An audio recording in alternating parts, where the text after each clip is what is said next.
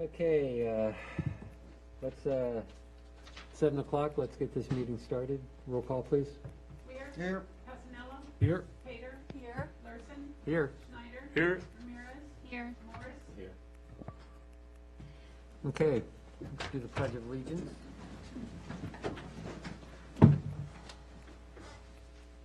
Pledge of Allegiance To the flag of the United States of America and to the republic for which it stands, one nation, under God, indivisible, with liberty and justice for all.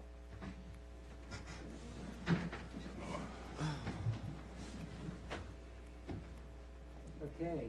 Mr. Mayor, Yes. without objection, I would ask that we add agenda item section 7, item 8, an ordinance to change the town council election date from May to November. Any objections? Okay, we'll add that.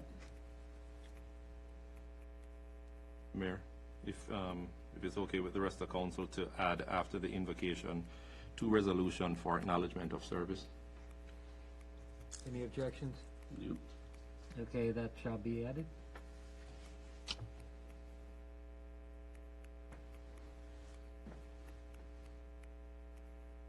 Okay, let's move on then. We'll go to the invocation. We have Reverend Sean Rousseau from St. Paul's Episcopal Church here. Welcome aboard. Good evening. Thank you for coming. Good You're evening. welcome. It's great to be back with you. I have an invocation prayer. The first part of it is actually a prayer that was written by George Washington. So I thought that might be interesting, and then I move into a couple other things. So, the Lord be with you. Also with you. Let us pray. Source of all being, who has given us this good land for our heritage, we humbly beseech that we may always prove ourselves a people mindful of your favor and glad to do your will. Bless our land with honorable industry, sound learning, and good manners. Save us from violence, discord, and confusion, from pride and arrogance. Defend our liberties, and fashion into one united people the multitudes brought together out of many nations and tongues. Fill with the spirit of wisdom those to whom we entrust the authority of government, that there may be justice and peace at home, and that through obedience to the law we may show forth your praise among the nations of the earth. In the time of prosperity, fill our hearts with thankfulness. In the day of trouble, suffer not our trust in you to fail. We commend our town of Haymarket to your merciful care, that being guided by your providence, we may dwell secure in goodwill. Grant to our town council and staff, police department, and all in authority, spirit of wisdom, charity, and justice, that with steadfast purpose they may faithfully serve in their offices to promote the well-being of all. We entrust to your care the many works of kindness in our area, especially for the moms and children and volunteers of Carry to Full Term, the clients and volunteers of the Haymarket Food Pantry, and the students and staff of St. Michael's Academy. We remember all who have been affected by the outbreak of COVID-19, all who will be affected, all who care for them, all who are dear to us, to your never-failing compassion and love, knowing that you grant more than we could ever hope for each day. And on this 6th day of December, we honor and remember St. Nicholas. May his example of generosity and respect lead us to promote the dignity of freedom of each person and guide us each day in the ways of peace, patience, and kindness. We ask this prayer and all the prayers we hold in our hearts in your name. Amen. Well, thank you. Thank you. Good to see you.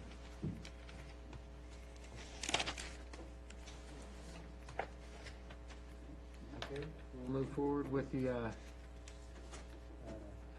how do you put it, recognition? Or? Yes, sir. Thank you. Yeah.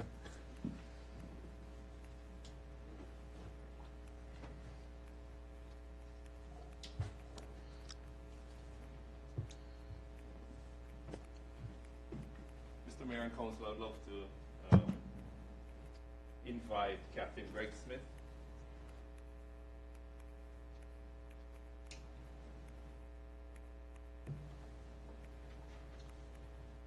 A resolution to honor and commend Captain Greg Smith for meritorious service to the citizens of Haymarket, Virginia.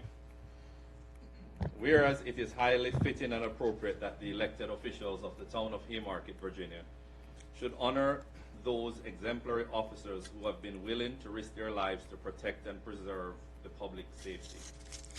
Whereas our country has been blessed with courageous law enforcement officers willing to sacrifice their personal safety and concerns to ensure the safety of our citizenry. The town of Haymarket is especially proud to have so many valiant officers who have performed above and beyond the call of duty. Whereas Captain Greg Smith is one such valiant Virginian whose bravery and professionalism have served the citizens of Haymarket and the good people of Virginia. Whereas Captain Greg Smith retired from the Prince William County Police Department after serving the community for 25 years.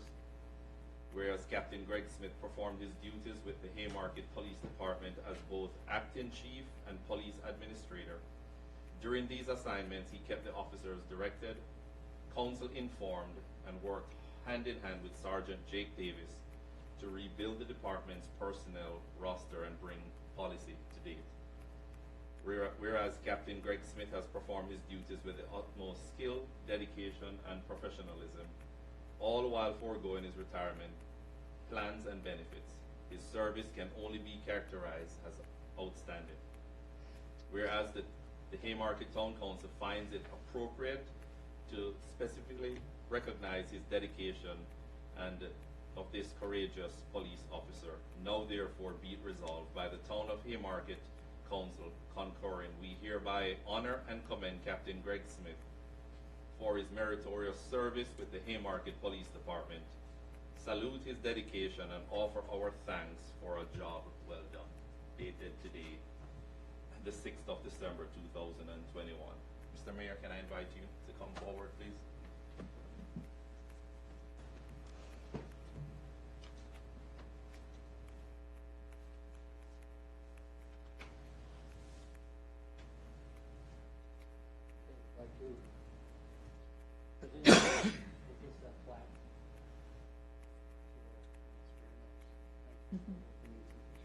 You meet us outside? We'll get everybody from the podium, I guess. You wanna get that? Yes, but I'm going to invite the council to come after you. Oh, not more pictures. I'm proud of you for wearing a polo. Mr. Mayor. When did Ken grow the mustache? When did Ken grow that? Where you been? If I can just ask for the rest of the council.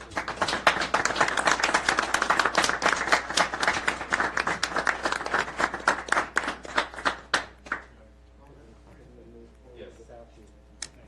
Comment and then please, we need a picture with you. Can we? First of all, thank you, and it's great to see everybody. I didn't quite expect all this hardware to go home with me, but it's a good use. I wanted to comment on a couple of real brief things.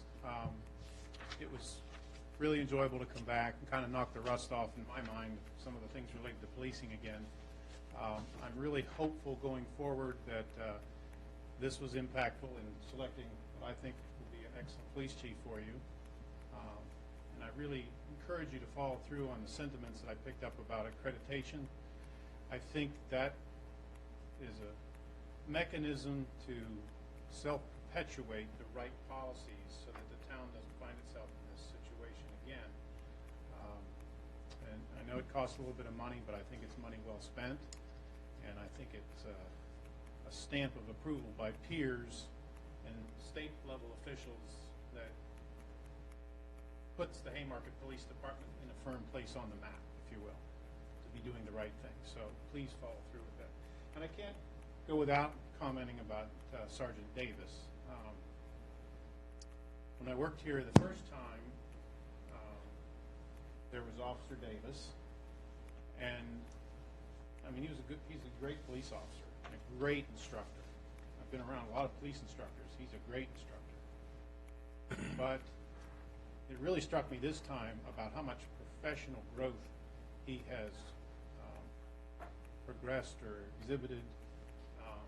He's really developed to another level now. And I think the chief is gonna back this up, and we get to see him here as his subordinate supervisor. So, Jake, and Mr. Kuhn and all the town staff, I mean, we had to kind of hit the ground running here, and I think we did. And I think we got you a good crew, and I hope you take care of them. Hold them accountable, but take care of them. So thank you again. Thank you, sir. Thank you. Thank you. Just, My wife, the real brains behind the thing. So why aren't we giving her the plaque? love you. She wanted us to keep him a bit longer, just so you know. Before the rest of the council comes for a photo op, can I just invite the Chief of Police to come forward? Captain Smith, in recognition for your commitment and dedication to the Haymarket Police Department, you've been awarded the Distinguished Service Bar. It ain't a uniform, but we'll put it on you anyway. You can take it home with you and put it on your retirement. You don't need a backing. You don't need a backing. Thank you. Now you can start one. Good job.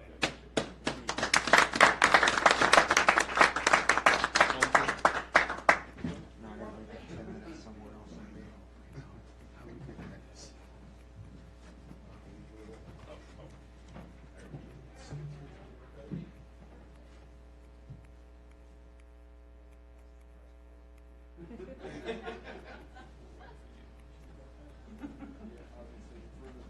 In front of the dais, maybe the best spot.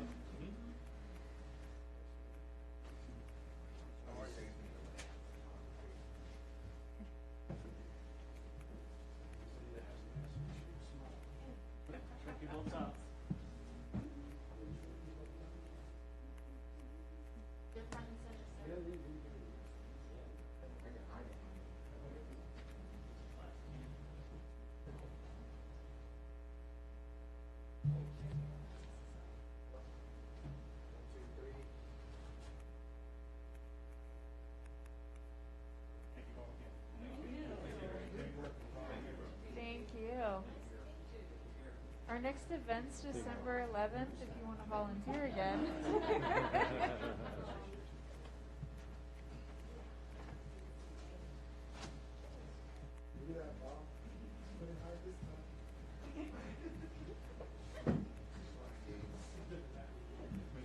And he was probably smiling,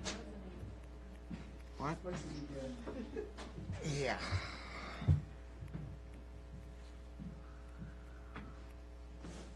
Council staff and residents, a resolution to honor and commend Sergeant Jacob Davis for meritorious service to the citizens of Haymarket, Virginia. Sergeant. Make that 15 minutes, we gotta make up. Whereas it is highly fitting and appropriate that the elected officials of the town of Haymarket, Virginia should honor those exemplary officers who have been willing to risk their lives, protect and preserve the public safety. Whereas our country has been blessed with courageous law enforcement officers willing to sacrifice their personal safety and concerns to ensure the safety of our citizenry.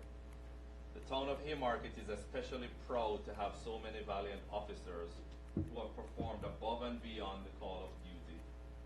Whereas Sergeant Jacob Davis is one such valiant Virginian whose bravery and professionalism have served the citizens of Haymarket and the good people of Virginia.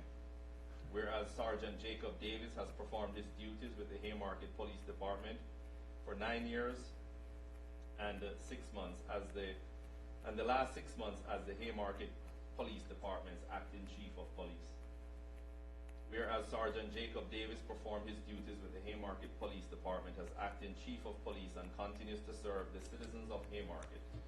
While serving as acting chief of police, he kept the officers directed, council informed, and worked hand in hand with Police Administrator Captain Greg Smith to rebuild the department's personnel roster and bring policy to date. Whereas Sergeant Jacob Davis has performed his duties with the utmost skill, dedication, and professionalism, his service can only be categorized as outstanding. Whereas the Haymarket Town Council finds it appropriate to specially recognize this dedicated and courageous police officer. Now therefore be it resolved by the Town of Haymarket Council concurring, we hereby honor and commend Sergeant Jacob Davis for his meritorious service with the Haymarket Police Department, salute his dedication, and offer our thanks for a job well done. Sealed the 6th day of December 2021. Congrats, Sergeant.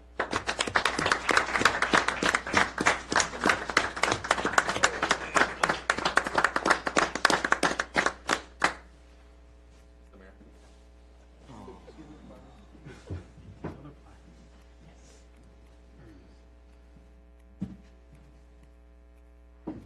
Whose budget is this coming out of?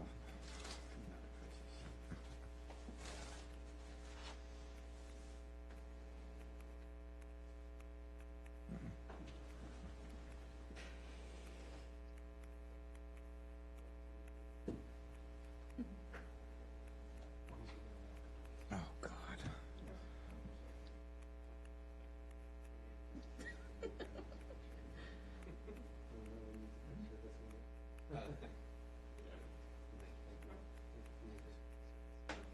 If I can invite, yes, please.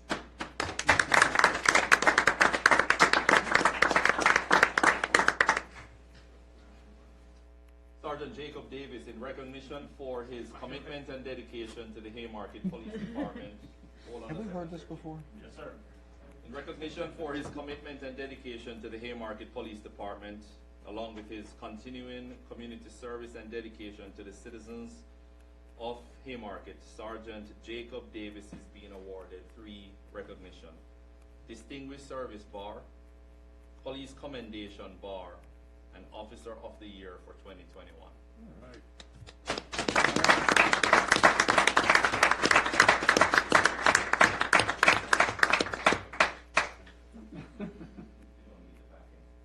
I'm just No, just put him in his pocket. Oh, God. I'm gonna go right into the fire department.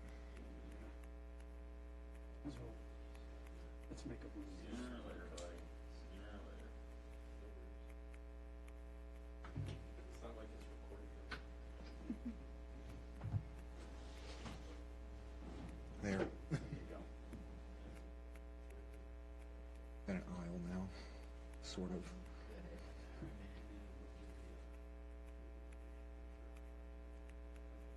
Of course, I'll forget and stumble over that later on. All right.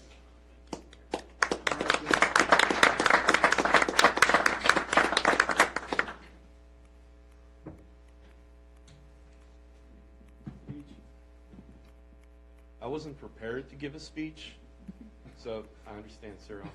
I'll make it brief. I really, truly appreciate this and this recognition, but this isn't just me. All of you had the faith in me to do this for the last, that 6-month period of time. And then everyone here, all of you were a great support to me. I know that Roberto probably would want to choke me every time I come in and ask a budget question. And I know that Chris probably wanted to run me out of his office a couple times as well, but all of you were very supportive of me, and I can't thank you enough. And Emily, thank you for not choking me out every time I came in with a Haymarket Day question. But all in all, this isn't just for me, this is everyone. All the guys, all the officers over there worked hard, not for me, but for the town, but I feel like they made me look good. So again, thank you, and thank you for appointing a leader that can help me on my next step, was just to teach me to be a better supervisor. So all in all, I can't thank you all enough.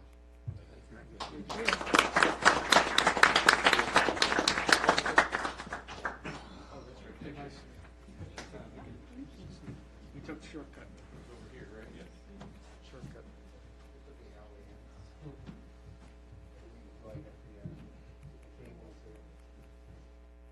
Where do I go? Center?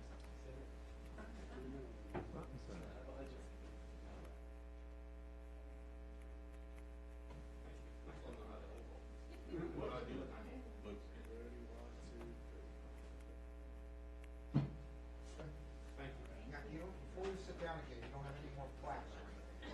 Does it matter? Thank you. You're gonna get up and his head desk is even. Good job, Jake. Yeah, that was better. Much better. Much better. Thanks, Bob. It'll be It's very nice. I like that. Aren't you glad you wore your nice sweater? I know, right? All these photos. Thank you, Mr. Mayor. Mr. Mayor, if I could share one anecdote. Officer Davis was doing his patrol in the new Van Meter development.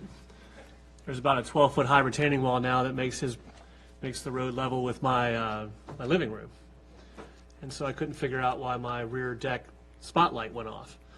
And he texted me to say it was him, so I thought he was in my backyard doing some sort of check, but no, he was in his vehicle in the Van Meter project checking on things. So appreciate the work that they all do for keeping us safe. And they're definitely on the job, so thanks. Okay. We'll move on to the next agenda item. Chief Kurt Hendricks arrived just in time. Yes, sir. Appreciate it. It's my understanding you guys are looking for an update. Is that correct, sir? That is correct. I can say that the last board meeting, the board approved your donation unanimously. I think 8-0, and that's going through the process. And I know that the town council, or the folks who started the purchasing of the items that you're going to purchase for us. The other really good news that I like to say is that when I went back to my boss, and I work for the deputy chief who works for the fire chief, and I explained the number of vests that you had purchased for us, 81 ballistic vests, and I kind of showed him the delta of where we were, that convinced him to be able to find the money in our budget. So we've had the opportunity, based on your donation, has really kick-started the opportunity for us to finish out our deployment of ballistic vests. So all of our frontline apparatus are going to have vests on them once everything comes in. So really appreciate that. And unfortunately, it hasn't happened on this end of the county, but if you've paid attention to the news, in the last couple of weeks, we've been dispatched twice to area high schools for what we call active shooter. Fortunately, it was one of those swatting events where someone calls and basically says someone's there with a weapon, but we treat it like the real thing, both us and the police, and that's where we unfortunately have to use these ballistic vests. So we went to Woodbridge Senior High School. The next day we went to Hilton High School, and then a week later we actually went to Potomac Mills Mall, where we actually did have someone who got shot. So unfortunately, these vests, I wish that when I started my career, ballistic vests were not even in the inventory of fire and rescue. The reality is today that we have to have them issued to protect ourselves so we can get in there quicker and help save lives. So as soon as the vests come in, both from the ones that the county's purchased to finish out and the vest that you've all generously purchased, we'll be able to put one on every fire engine, ladder truck, rescue, medic unit, ambulance that is staffed.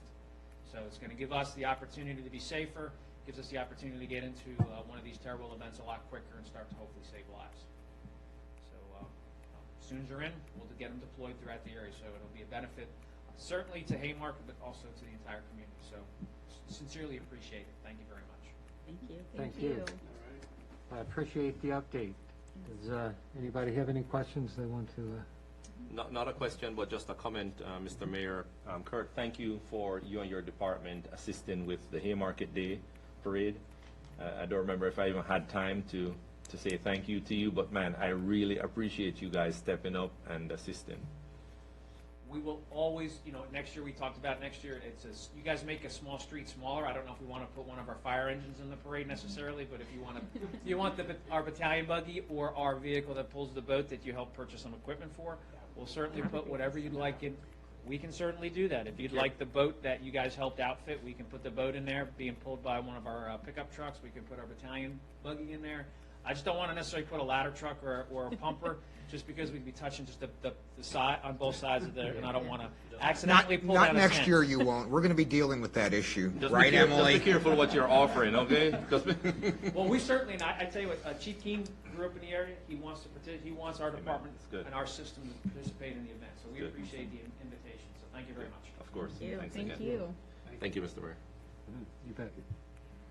And thanks for coming out and presenting this for us. Anytime. Thank you very much. Bye-bye. Okay, next agenda item is citizens' time. I don't see anybody in the crowd. Do we have any emails? Okay, so we'll move on then. Yes, next item is the consent agenda. What items do we want to pull? Mr. Mayor, if okay with the rest of the council, I'd like to pull the treasurer's report and the town planner zoning administrative report. And town attorney report. Oh, and the town attorney's report. Anyone else? Any objections? Anyone else have any reports they want pulled? Does this include the liaisons and the police report? Or just item B we're looking at, sir? I was looking for B 2, 4, and 6. Is this only in relation to B, Mr. Mayor? Let's do all of them, because then I got to start at the top. I would ask to pull the police report, police chief's report, only because I need for him to share on an issue that affects us in the next couple of weeks. B3, And B 2, 3, 4, and 6. That's what I have. That it? thank you, sir. Okay, Mr. Mayor, I would move adoption of consent agenda items A 1 through 3, B 1, 5, and 5, Right. and C 1 through 5. Second. okay, got a motion and a second. All in favor? Aye. Okay, Take them in order. now up to the top again. We'll start off with the town treasurer report. Yes, Mr. Mayor, we pulled this because I'd like to give Roberto an opportunity to talk a little bit about moving forward on next year's budget. Roberto. Thank you, Councilman. Good evening, Council. I know that Councilman Passano, you're not a fan of the last minute updates up there, but sorry, I forgot to send this on Friday. I meant to. But what I have there, the memo in front of you, is a plan. Trying to start thinking budget work sessions. Even though we're still not at the end of December yet, but it's starting to get there with my audits pretty well into it. Around March, I'm hoping to kind of present this. I know a few of you have never gone through a budget work session, but this is the opportunity where I will be presenting what I initially think of as draft budget. You guys will then be able to review it, share ideas on the revenues and expenditure sides, mainly expenditure sides, how you wish for the town to spend its funds for the next fiscal year. The dates here are just tentatives, depending on everyone's schedule, but these dates I'm using from prior years. Actually, Mr. Shira was here. These are the dates we kind of use to gauge, to get an idea, give us a timeline of when we will be working on them, on the budget, and up to the adoption. Instead of waiting till last minute, I'd like to try to get this budget, the next budget, adopted on the first meeting of June. But with that being said, it could be wait to the last day, June 27th work session of the fiscal year. I don't know if there's any specific questions on the layout, or if you want me to explain a little bit more on some of these dates. And obviously, as stated, we can change these dates. I was just trying to have them coincide with existing work sessions and council meetings, with the exception of the April 11th. I would like to request from y'all a work session specifically just for budget purposes. This is the opportunity where I'll be able to have it on the screen, go line item by line item to explain the revenue side and the expenditure side. Also, hear council discuss ideas and, if there's any other items they'd like to see addressed.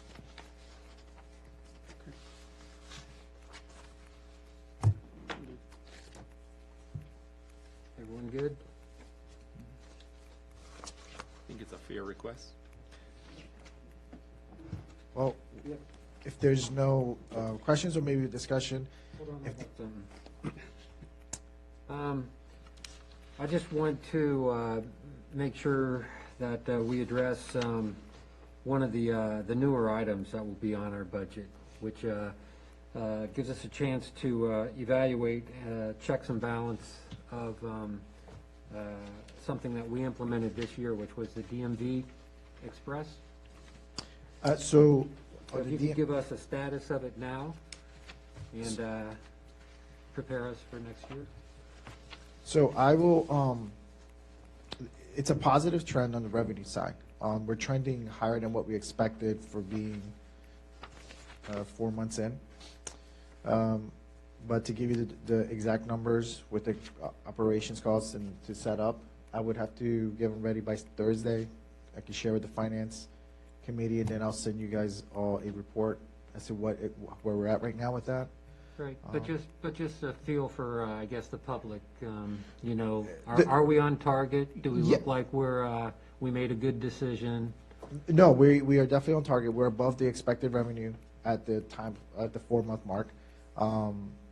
It seems to be a positive thing for the service for town residents residents that are visiting. Revenue source, we have hit that we are now receiving the 5% return. It was 4.5 of the original, but we have now surpassed that, so we have now increased our take on it. And I mean, as far as how is it doing financially, it seems to be doing well. But then again, to give you a solid number and an idea, I could definitely do that and have it ready for the finance committee on Thursday, and probably just share it with council in the email. Well, I don't need anything. I just wanted to make sure that we're aware of this. You got enough information to project for next year? Yeah, so what I'm going to do, I've already talked to the DMV manager, Ms. Kim, and I'm going to assist her with her help also to create a actual tracking system for DMV specific expenditures. So you'll be able to see that in the budget as well versus Okay. the revenue. Yeah, I just wanted to address that because, when we made the decision, we said that we would address this pretty much quarterly, and this is kind of like the second quarter into it. And this gives us some type of projection, making sure that we feel comfortable enough to project it for next year. And just wanted to make sure the council felt comfortable with everything. Mr. Mayor? Yes. Would you like, well, we can talk about it in the finance liaison discussion, but would you like a report at the next work session? Because we can certainly. It's going to be a meeting before the work session, because there's no work session this month. Right, it'll be the meeting just before it, right? Just before our regular, or is that what we're going to do on the work session? Regular meeting. We don't have a work session this month. Right, but didn't we propose having one an hour before the regular meeting, or we're just not going to do it at all? We're just going to go right to the regular meeting in January? Oh, I don't know. Okay, fine. So let's just have it for that regular meeting, if that works, and then we can see where we are with the numbers. Yep. You guys pique your curiosity, or? What? Yes. Excuse me. What I'll do is I'll add it on my report, a breakdown, so you guys will have it on the agenda packet.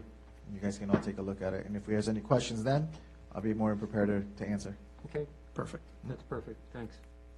That's all I have. Anybody else? Any closing remarks, Roberto? No, if council doesn't have any questions, I would like to move forward these days, but of course, as we get closer, because I know it's so far in, as it gets closer, if we need to modify a date or two, please let me know what works best for you. The goal is to have everyone be able to there to participate, but I know things can happen, so I'm trying to keep them on work sessions, except for that one April 11th. If it doesn't work for anyone as we get closer, please let me know, because that's the meeting that I hope I'll be able to get council to give me a directive to start announcing public announcements and notices for tax rates and the adoption, the budget itself. Okay. Okay, Thank you, Roberto. Thank you. thank you. Thank you. Mr. Mayor, then the next one is the planner's report? No? Oh, I'm sorry. How can I go over Big Hey, Al like hey. that? Sorry. Well, you gotta be like that. Sorry. Here's the agenda, Joe. I guess you can take over. Okay. Okay. Put that away. Thank you, Mr. Mayor. Andrew. Chief, could you give us an update and also review of events that you're going to be involved with right up to the end of this year, please? Yes, sir. Is the speaker on? Can you hear me okay? All right. Very well. We've stepped up our social media presence with some about package thefts, considering there's an upraised delivery rate during this time of year. We're also going to be doing some scam stuff on there as well to alert some people. Currently, we're involved with Cub Scout 1833 as a stocking stuffer event that they're doing for needy children. We actually took the first load out today with the help of a lot of citizens and some clubs in the area.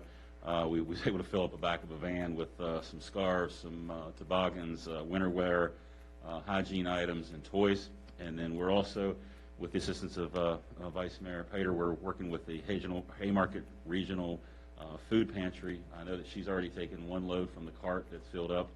And actually, the lady that's running the Cub Scout 1833 program brought in a load of goods when she was picking up for her program. She brought in a load of goods for the pantry programs. And then also today, we was able to finalize that we're going to be doing we got in touch with Santa, and he's going to give us some time on Saturday the 18th that evening, and come out, and we're going to distribute toys that Ms. Karazi was able to get for us in the neighborhoods. We're going to be doing it. We're going to time it out, see how long it takes to get through each neighborhood, and then market that so we can advise each neighborhood about what time we'll be there, when to look for us coming through the neighborhood. Like I said, we did finalize it with Santa today. We've got it all squared away. There's going to be a sled on my trailer being pulled by a truck. We'll have our bike officers out to make sure no kids get run over or have any issues with that. And, of course, Santa will be there, and we'll be out in the neighborhoods handing out toys and wares for them. Approximate time for that event? I'm thinking 3 hours. We can probably accomplish it, but it just depends on the turnout from the kids that night. Of course, weather might play a little factor into that as well. But the Santa says that he's good for the duration that night, so we're gonna get her done. But I'm thinking about 3 hours from 5 p.m. to 8 p.m. Thank you. Thank you, Chief. Yes, sir. Any questions for the Chief? Any questions? I know I'm going to regret this. Just, can you give me a brief synopsis of the drone program and policy adoption? Yes, sir. I'd be glad to. There was a drone that was purchased some time ago by the town. I'm not sure of exactly when. It was in my office when I took office here. So the drone was already purchased and not being used. So what I want to do is put forth. Councilman Morris had discussed this with me, and we discussed it together. It would be beneficial, since we have the equipment, to make the program work. And there's a lot of things that we can do with that program. With the drone program that would help us with attendance on events, traffic issues, things that we can put up and give you a bird's eye view.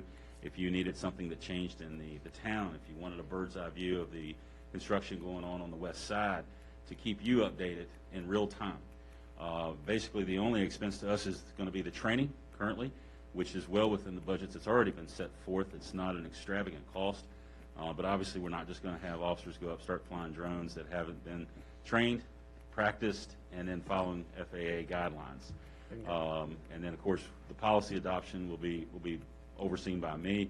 Obviously, there's plenty of policies out there that's already been pre-written that we can put into ours and make sure that we're squared away, fit it to Haymarket, fit it to the town, fit it to the council and the police department, and make sure that it works.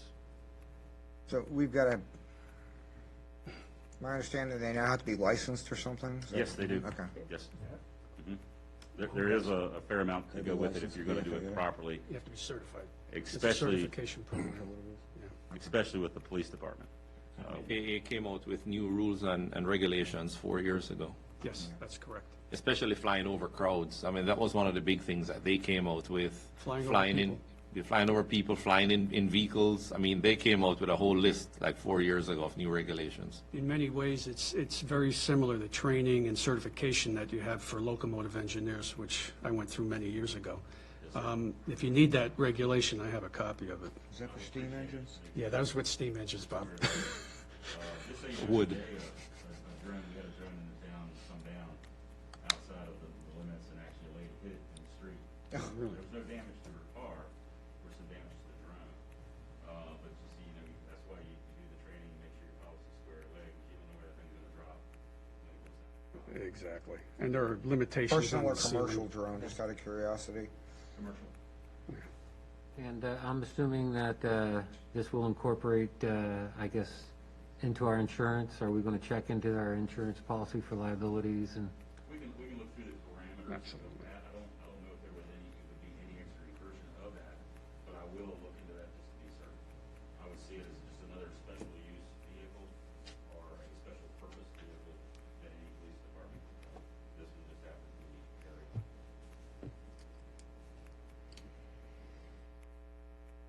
Okay. Yep. Any other questions? Okay, thank you, Chief. Now we get to the town planner and zoning administration. Oh, okay. Oh, Go- okay. Go for it, Joe. Duly chastened now? Duly chastened. Thank you, Bob. Haymarket Hotel, I wanted to pull this to give Emily an opportunity to speak a little bit more about the progress with the sidewalk and what's happening over there. So I'll pass it off to you, Emily. Thank you. So I'm going to give a little brief synopsis on the entirety of the hotel progress because we do have several things going on in conjunction. Earlier in November, the Haymarket Hotel invited myself and several of the council members to come out and take a look at the stamped concrete example that they were going to be laying for the new sidewalks on all sides of the hotel. They laid this, did the stamping, the proper coloring and everything. Myself, Chris Kuhn, Marchant, I believe Joe and Bob, we all were able to go over at different times and take a look at everything and give the okay on what was proposed. The crews moved along. They did the stamping on Fayette Street side, Jefferson Street side, and Washington Street within several days, weeks' time. While we were on the Jefferson Street side, also while Marchant and I were taking a tour of the hotel structure, we noticed that the area between the sidewalk and the right-of-way seemed very narrow at the time we were meeting with Mr. Morgan inside the hotel.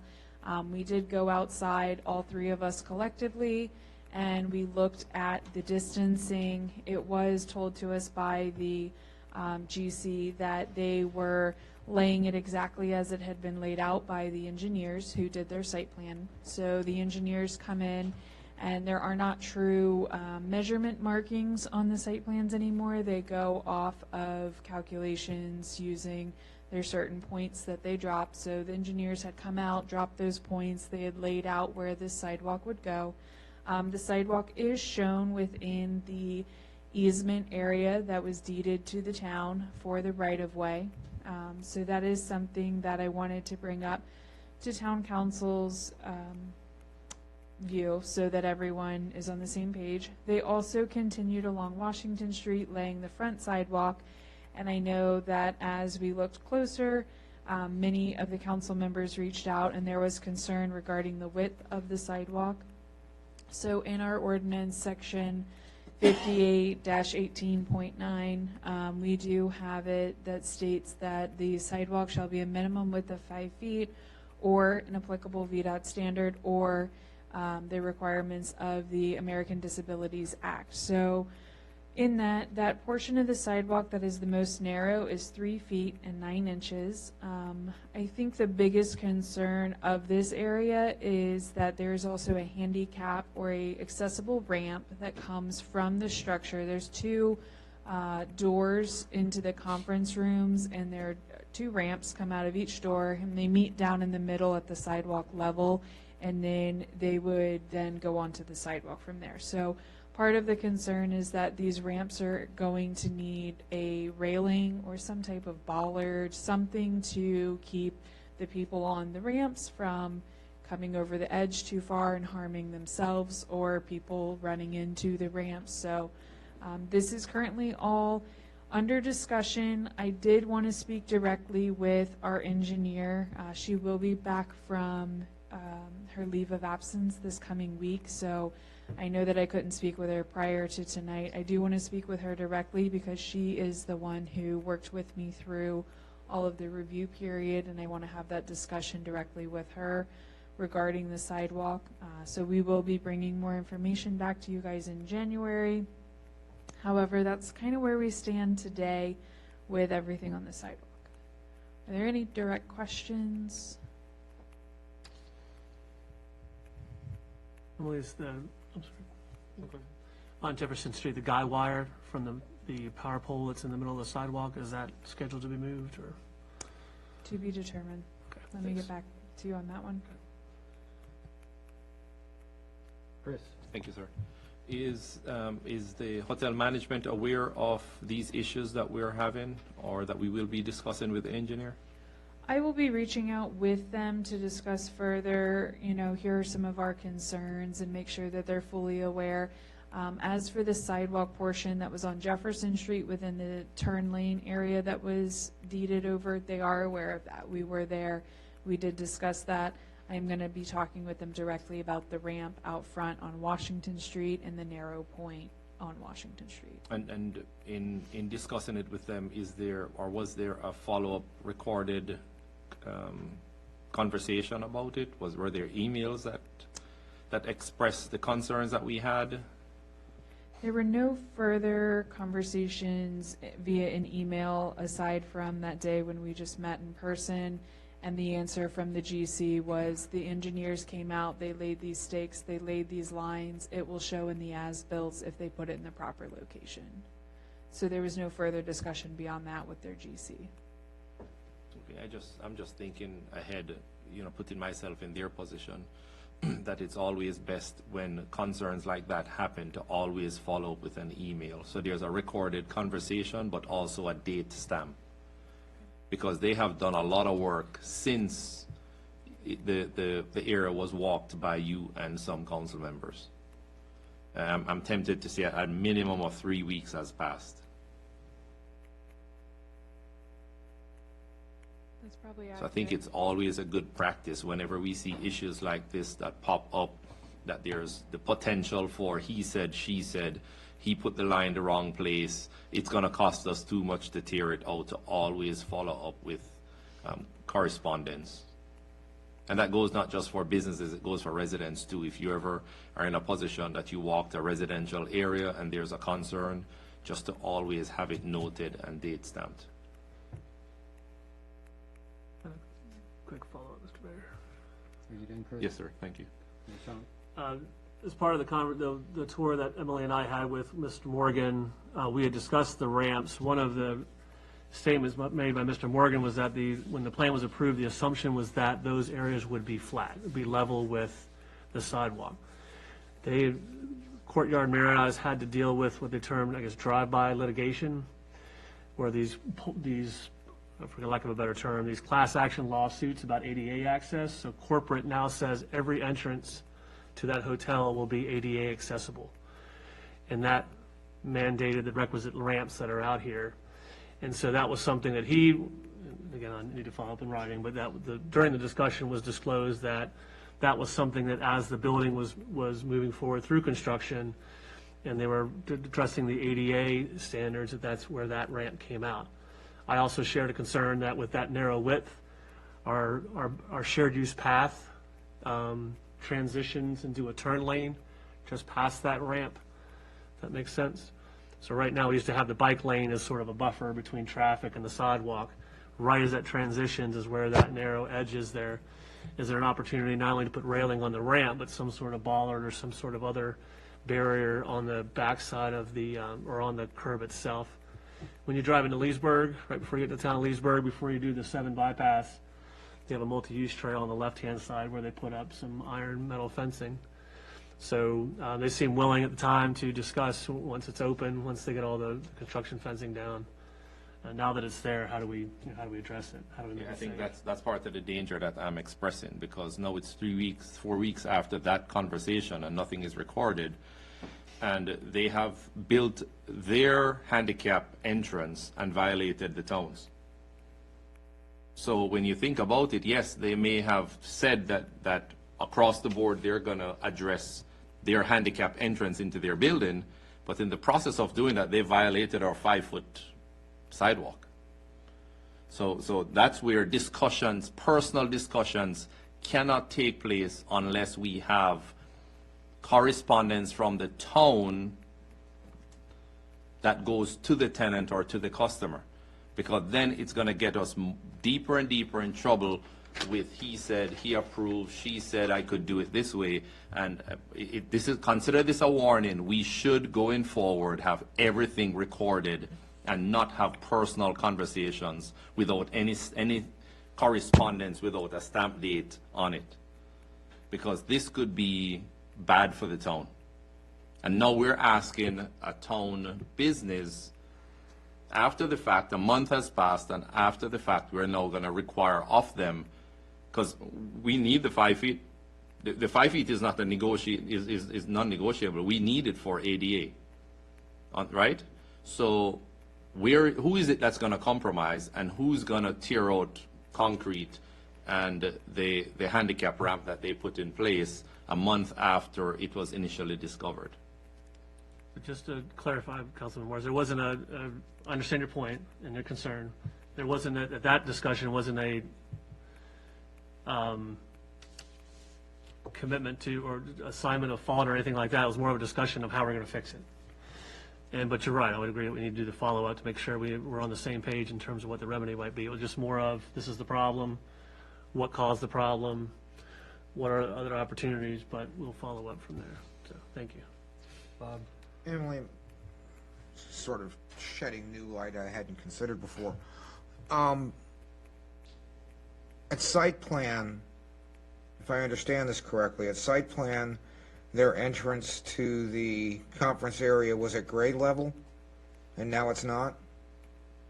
So I'll have to pull up the site plan and confirm directly with you, but it was shown as a proposed, it's shown as a proposed ramp. It was not clear that it was going to be the raised ramp, though. Yeah, I'm saying it would have been from grade up. Yes. As opposed to the standalone ramp that with essentially a wall there. Yes, and then Okay.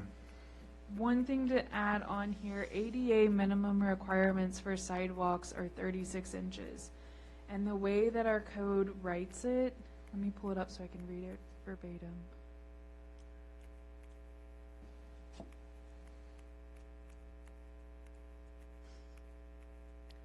So again, section 58-18.9A, sidewalk shall have a minimum unobstructed width of 5 feet or standard width in accordance with the VDOT or the standard width recommended by the Americans with Disabilities Act, whichever is greater. So here we have that 5 feet, but you have that, conflicting with the ADA minimum of being 36, and they've provided 3 feet and 9 inches, so that's 45. But what my point is, what it's sounding like is that they made a change order to their own site because of their fear of litigation, and now Encroachment. they're encroaching. Yeah. I'll be interested to see where this goes. I will pull that snapshot of the plan for you. Joe, you have a question? Yeah, this, so can we get over to Jefferson Street? Do we know how much over they are into the easement? So, let me zoom in. Well, I mean, I guess we can figure that out later.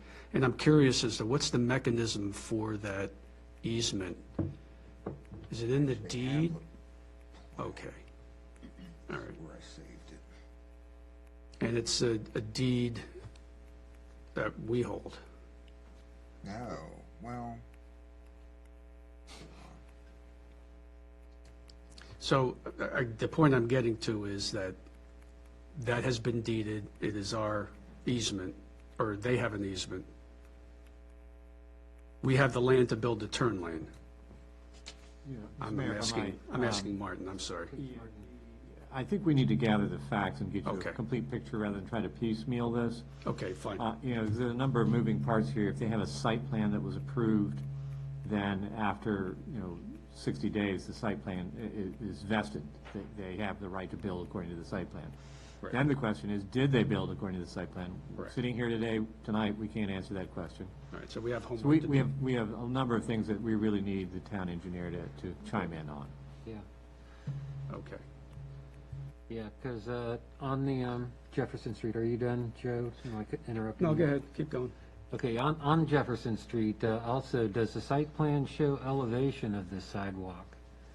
Because this sidewalk looks like it's a little high compared to where the water table is for the building.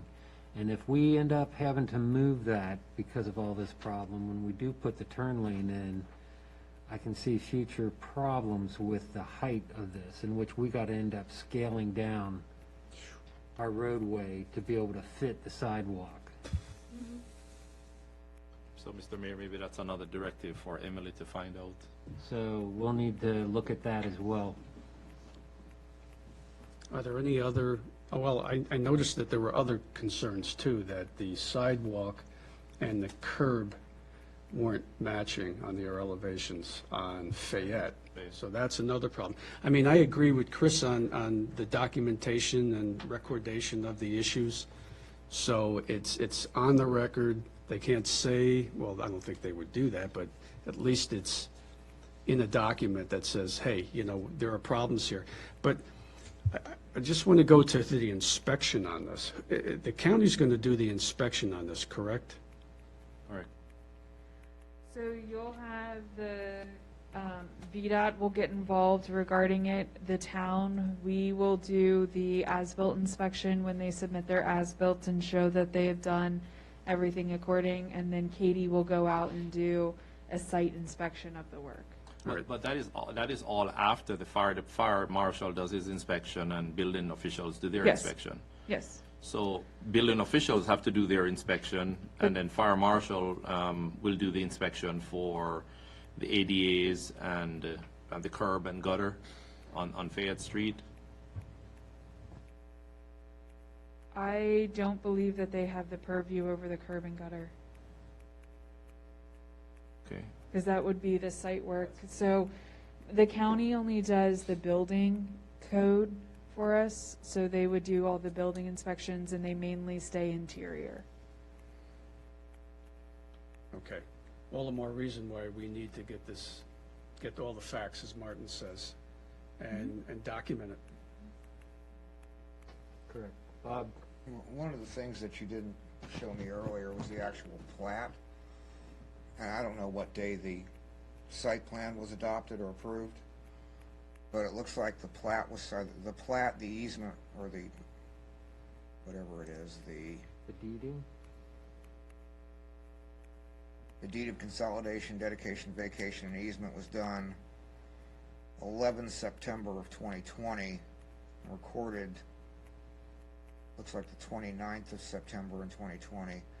But what they're describing on the plat is an 11-foot, 3-inch strip, quote-unquote, dedicated for public street purposes, whatever that means. So, do you need that document?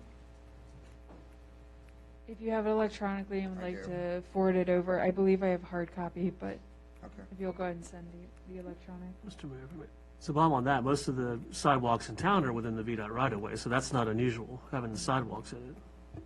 But Or would is there a difference between the right-of-way On the easement? and a dedication for public street purposes? I don't know. Well, there's Is there usually, a difference? you'll usually see an easement, a pedestrian easement, if it's outside the right-of-way. So, I'm sorry, Martin, did I say that correctly? Okay. So if I can just add, so what's the plan of action, Emily, as far as the next thing is to meet with So I town will engineer? take back the council's comments, and I'll formulate what items we need to address, all the information we need to collect. Myself and Katie will work on that and prepare an update for the council. I will also reach out to Ryan Morgan and discuss with him a kind of going back over our conversations from a month ago. I will put those in writing and record that. And then I'll also ask Councilman Schneider to work with me on that, since he also had the discussion, so we make sure we have everything in writing. So is it that the council is gonna wait until our January meeting before we get an update? Or what do you think? I mean, what do you think is appropriate? Engineer's going to return probably end of this week, early next, so it's up to council. I mean, I'm happy to work with her on it. I don't know, I'm assuming she's going to be very busy coming back from 2 weeks or 2 months out, but we can get an update as soon as possible. I think you mentioned a while ago in communicating with the hotel and just going back a month as far as the conversations that took place then, and I think their response to that is going to generate your urgency, how you get back to us. So. Yep. And what's a legitimate time frame for acting on this type of deal, Martin? Well, you're going to need to gather the facts and then formulate a plan of action, and you know, certainly next month is not an unreasonable amount of delay. Okay. Perfectly reasonable to do it next month. So, yeah, if you could do that, then we'll have it for next month. All I know is, what distance did you say was on that deed, Bob? 11 foot 3 inches. 11 foot, and we're supposed to have 15 feet, 10 feet for a turn lane, and 5 feet for our walkway, right? Oh, it's if not- you're going to include the walkway in it. It's not clear from the plat where well, to me, it's not clear. I don't know about anybody else. To me, it's not clear where the roadway is. So this is definitely something you'll have to put in your review, Emily. But is that a document that you don't have, Emily?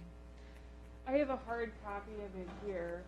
Yeah, but I think you need to have any documents that any one of us on this dais have that's electronic.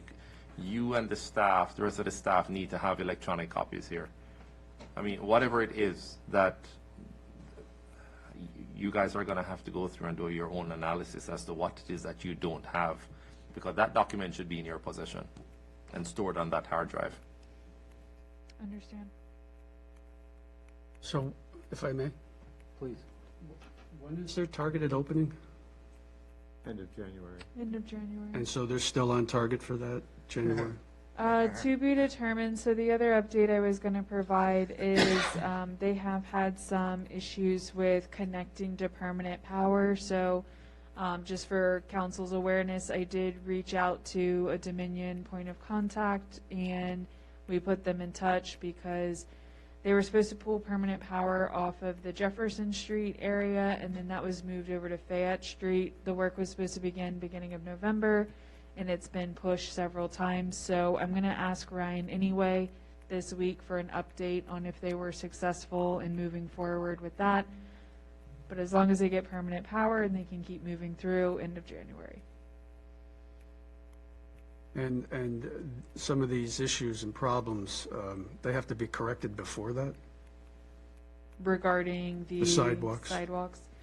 Yeah, because that's occupancy. They're building it according to plan, though. So a lot of this, you know, they can come back and they can submit an as-built, and they can ask sometimes for field corrections of other items, and it comes down to, you know, Katie getting out there, you know, our engineer getting out there, walking the site, and we do our review of what was done according to site plan. Is there anybody at the engineering firm that can assist instead of waiting for Kate? Certainly, I mean, she is expected to come back this week, so, I mean, I can call them out here, but if it's, you know, one of them can come Thursday instead of her coming Friday, you know. Yeah, I hear you. Since she worked through the entirety of this plan, you know, I would like to pull her in on this. I think she's going to give us the best answers. She's more familiar with it. Yes. Yeah. Belabor this a little more. So Chris, would it be, I guess, the ADA or the occupancy would be, do they have safe ADA access? But the sidewalk would be releasing off a bond. I guess that's where we would hold them. Yeah, but I mean, I've had fire marshals who shoot grades before they sign off on occupancy in Prince William. So I believe it's something that we could easily find out from the fire marshal department. But I've had fire marshals come out on an just finished building and shoot grades going into the building, because they're the ones who sign off on anything ADA or it's called life safety.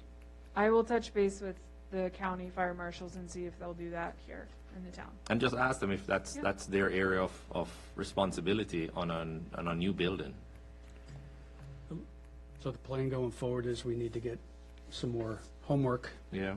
get the facts, and it's going to be a dicey issue, it sounds like. Something I just want to preempt is that us asking these questions is not we do not want the hotel to succeed. I think we all mean that. I just want to put it out on the record, is that these are sort of issues we flagged. We need to solve it.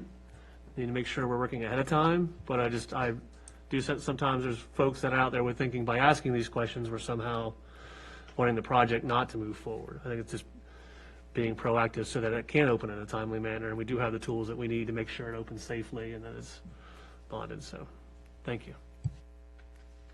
Well, to piggyback on that, all I can say is we're trying to do our due diligence here. This is the problem that happens when you fast-track things.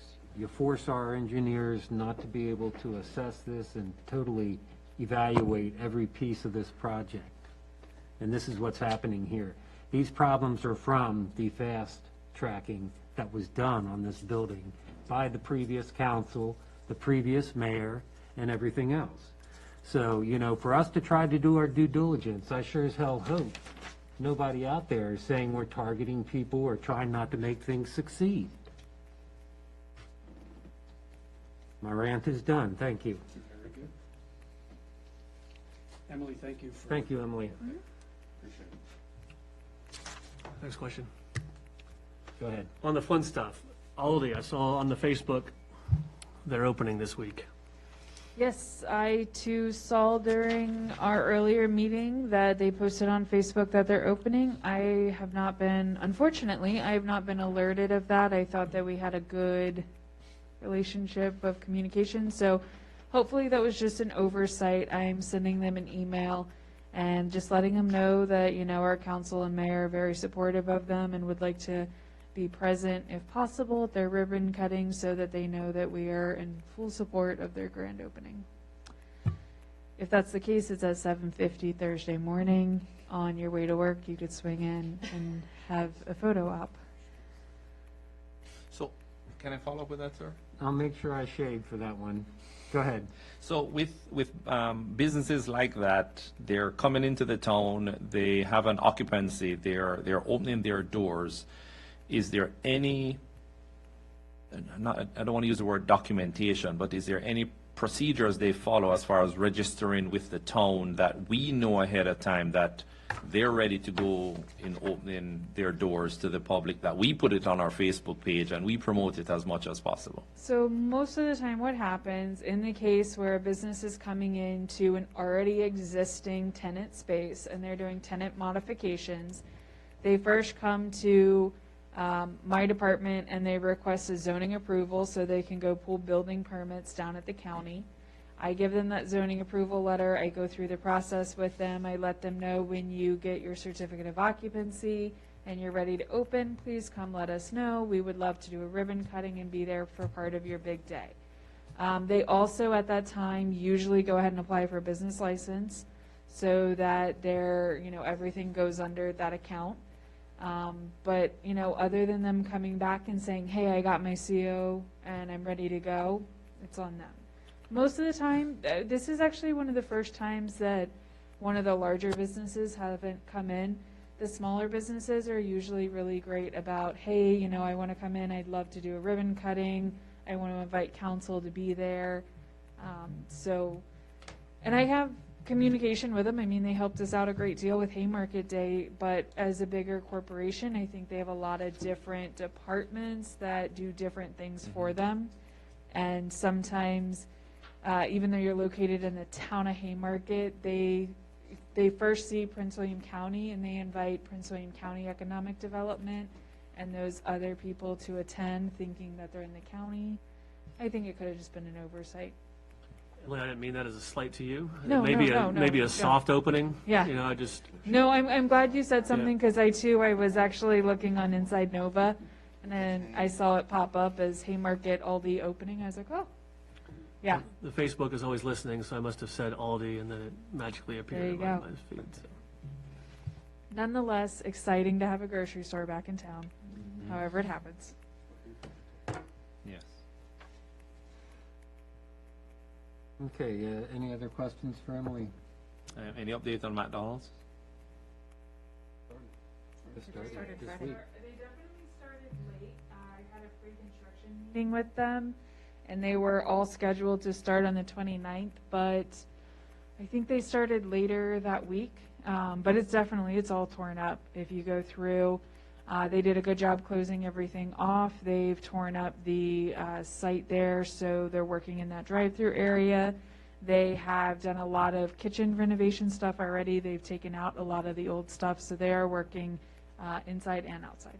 Do we have a date when they may be reopening? They expected 3 to 4 weeks. What they're hoping to do is get the kitchen renovations done as quickly as they can so that they could possibly start serving out of the kitchen, but it all depends on how exterior goes and the weather. But they did project 3 to 4 weeks. Are they going to be pouring concrete or asphalt? No. We knew that was coming, right? May I give a small update on that topic? I'll keep it brief. I just want to let you know, VDOT, Dick Burke reached out to me, and he just wanted to confirm that the town was fully aware that we would take on the maintenance and responsibility of 14 crosswalks once they are put in place. I reminded him, absolutely, yes, that was fully understood by the town. So we did speak on the Did you phone. not get that message the first 15 times? We did speak on the phone Friday, and I was reminded anytime we need anything to reach out. So, Except paving. so we reached out. So they don't have a date for us as yet? They do not currently have a date. I did ask if they had any update, and there was some delay regarding COVID and their asphalt teams having other projects, et cetera. We did not get into a lengthy discussion about it on Friday. We just left it with the general, we will maintain the 14 crosswalks. So spring. So It was to supposed to be done remove, last spring. so to remove And the, fall before that. to remove the bright white paint, they have to grind down, correct? They have to mill it, yeah. Not to mill the whole, not to mill the entire asphalt, but just to mill just the top portion to get it No, they're down. going to have to mill the whole, they're going to have to mill the entire crosswalk. Yeah, they're gonna have to pour some fresh asphalt to Oh, stamp it. Yeah. Oh, wow. So the paving company, we don't know what their schedule is going to be like with the winter. That is correct. The first round, we don't have to worry about painting it, right? They'll do the painting as well, the first round? So when and then they it's put us in the to maintain? installation of it, it will be stamped and it will be the red color. And then from then on, from that day moving forward, it is our responsibility. How much warranty we get on that? That's a good question. Because if it starts stripping and ill-colored within a year, it should be theirs. I will inquire regarding the warranty of the crosswalks. We're getting snow this week. It can't be ours day one, because there has to be some warranty on that work. But anyway, I trust that you'll follow up with them, please.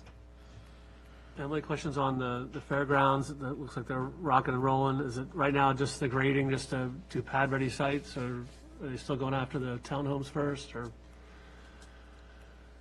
That is all correct. They have started the grading. They are going to continue to remove trees. They have notified me. There was a discussion regarding a fence that runs on the easternmost portion of their boundary line.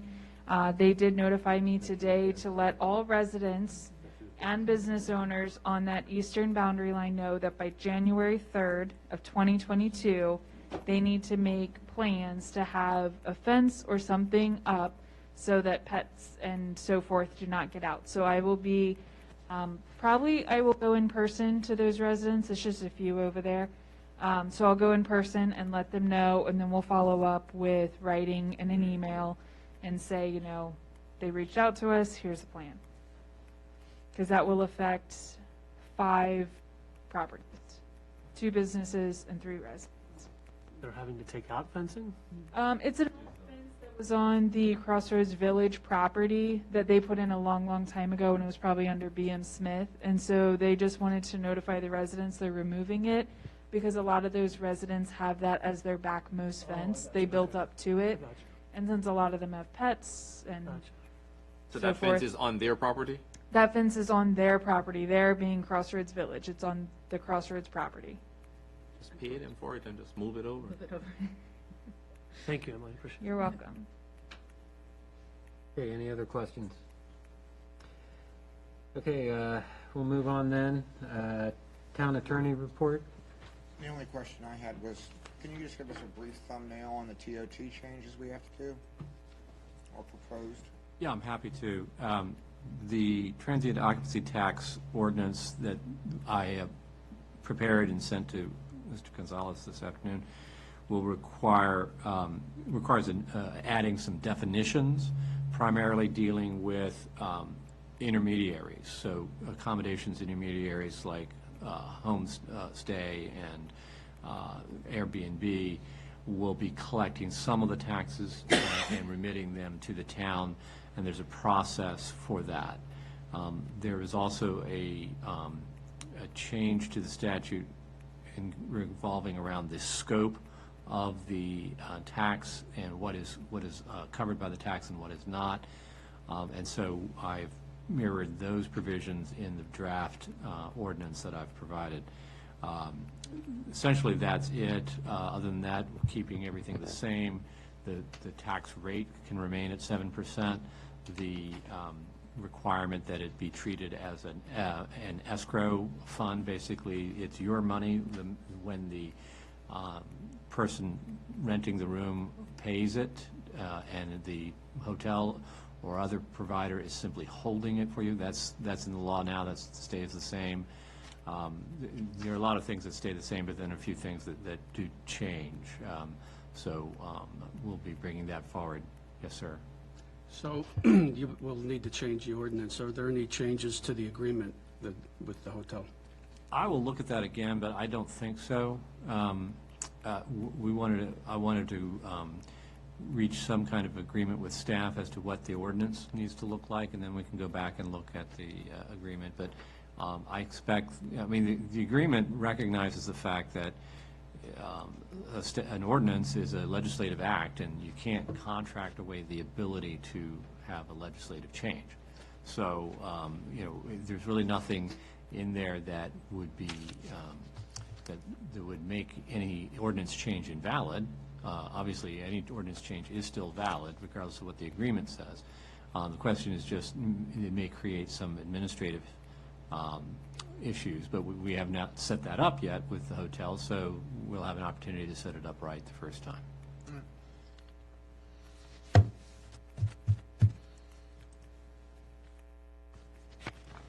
Anybody else have any questions? Okay, I requested, I guess, a high-level assessment of our franchises to make sure we find out what state we're in with utility franchises and everything. Yes, sir. You have several franchises in place right now, and a franchise in this sense that we're using it tonight is the authority granted by a municipality to use public streets and other public places for any purpose that is not open to the general public.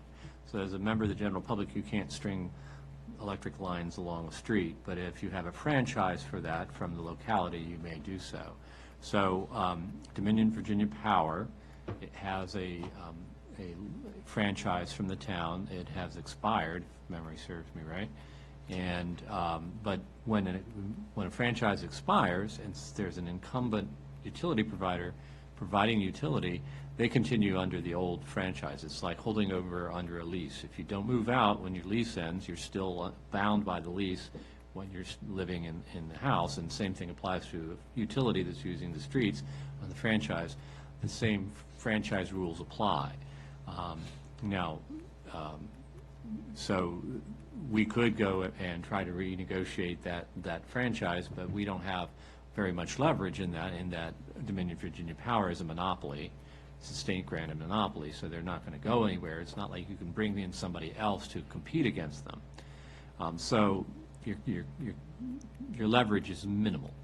With regard to Contel, which is now Verizon, they have a franchise which is very broadly worded, written in 1991, and it says that they have the right to provide telephone service and any other service that is lawfully provided.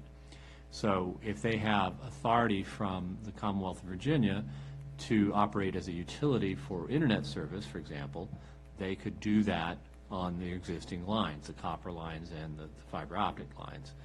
They don't have the ability to act as a cable TV provider because cable TV franchise is a whole separate animal, and you have to get a special franchise for that from the locality. So that from the high-level view of things, if somebody is using town streets and public places to provide a utility, they have to have a franchise. If they are just entering from the edge of town, into a private property or crossing private property, reaching other private property, never touching a public street, they don't have to have a franchise.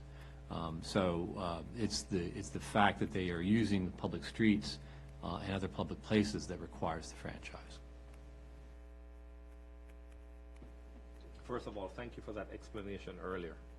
I think that helped me personally just to understand the whole logistics of it, because I've heard it ever since I've moved here. Yeah.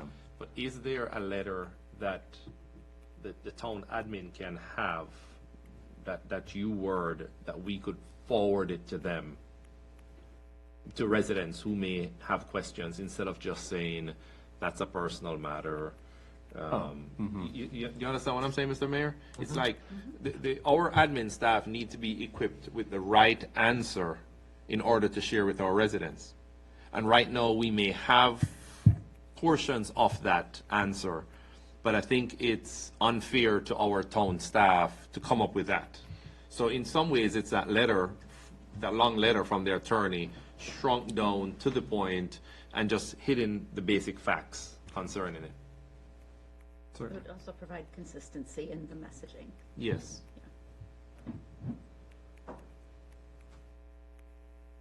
I would help you guys, right? Happy to do that. Yes. Should have had that since 1991. No, for real. We should have had it back then when the agreement was it struck in 91? The Contel, yes. Yeah, back in 91, we should have had that where it passed on to the residents and said, here's the agreement that has been struck between whether it be the Commonwealth and Contel/Verizon. I guess Verizon didn't own them at the time. Right. Well, I mean, we could even put the entire franchises up on your webpage. Yes. People can read them themselves. Yeah. That's a good idea. So, So that was entered into 91. How long is that franchise? 40 years. That's 40. And the Dominion was what, 30? 30, and it was in 1988. 88, so it's expired, but it still runs. Yeah, that one's kind of. It's Dominion, what are we gonna do? Exactly. Especially in the state of Virginia, given the way they're treated by the General Assembly. I mean, I understand that these easements and what have you are between the franchisee, right, and the landowners, right? Yeah, I wouldn't even call them a franchisee in that context. I'd just say the utility. Or the utility, correct, okay. But, I mean, it's not So that means a irregular term, but the point being is somehow we have to communicate with folks. Right. That's why we're here.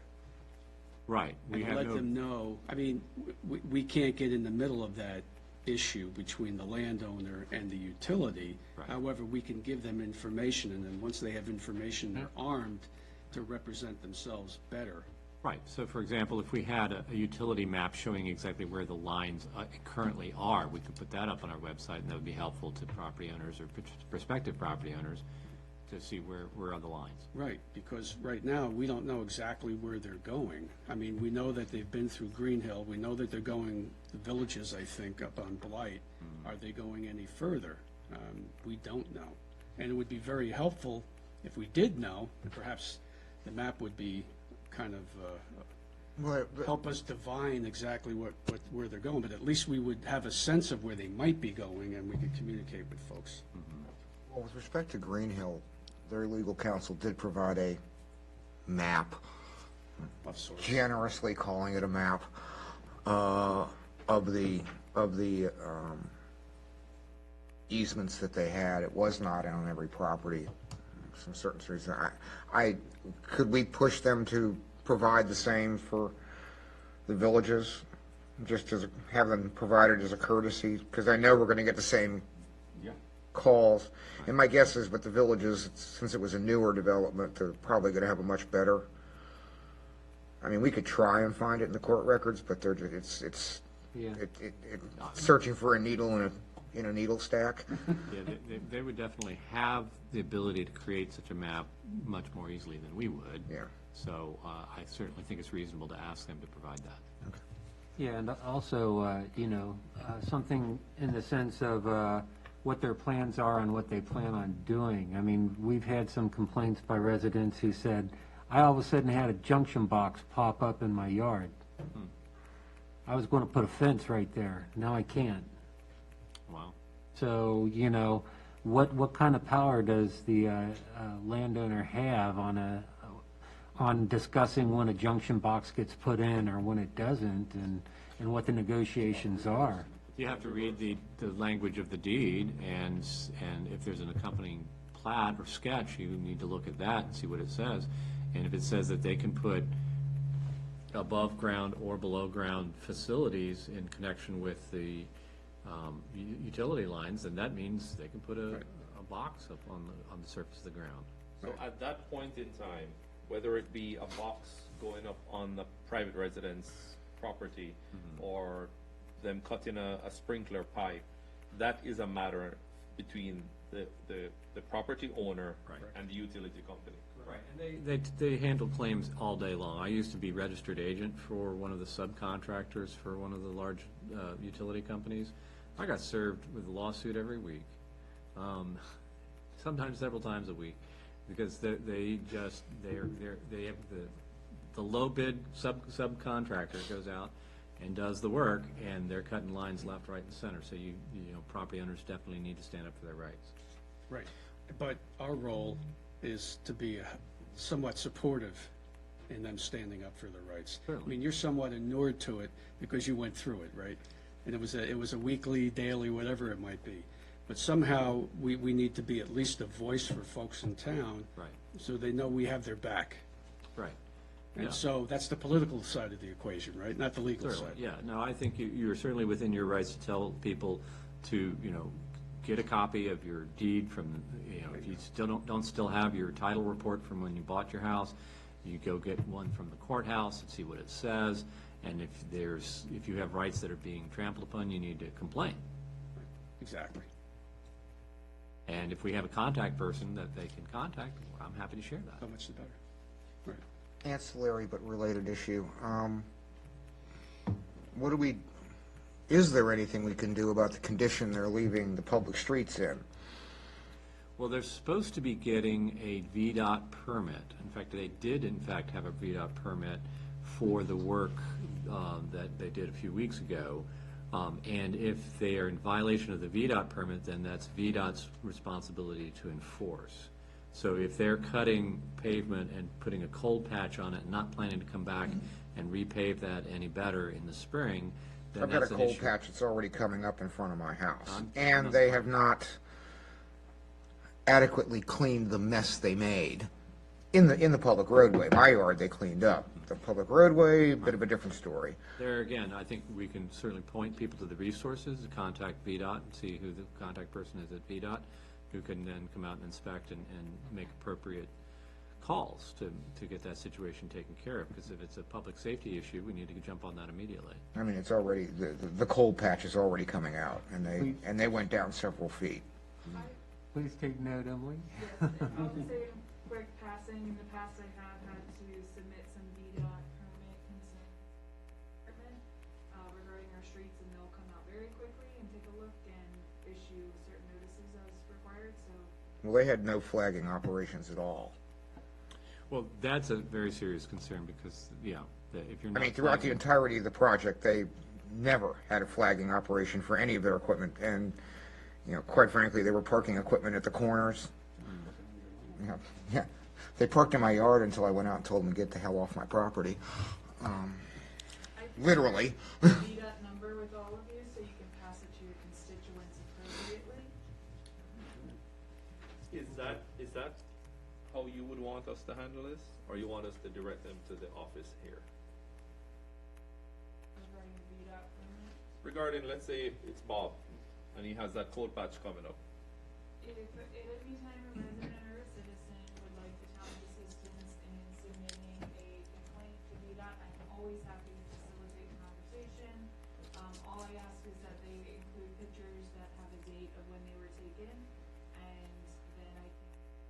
that it's taken up, and then I can definitely reach out to VDOT. Yeah, the last thing VDOT wants to hear from me is another paving concern. Yeah, well, they start ignoring you now, but I think that's a better process because it's recorded, and then they're seeking the assistance of the town. And you're not doing it, you're not solving the problem, you're just directing, you know, where the answer is, and then it doesn't get Bob involved. Always dangerous. Okay. Are we done with this topic? Yep. Thank you, Martin. Thank you, Martin.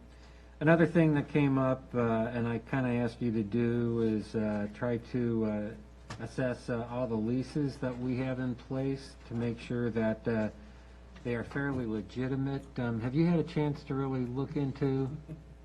No, sir. I mean, I did chat with town treasurer this evening, and he indicated that his review of the last few years of leases showed that they had not been approved by my office. We provided a form to the town 6-7 years ago, maybe, and that's often the basis for the leases, but they have not come to my office for review. They are not stamped or signed as approved as to form. Can you say that again, please?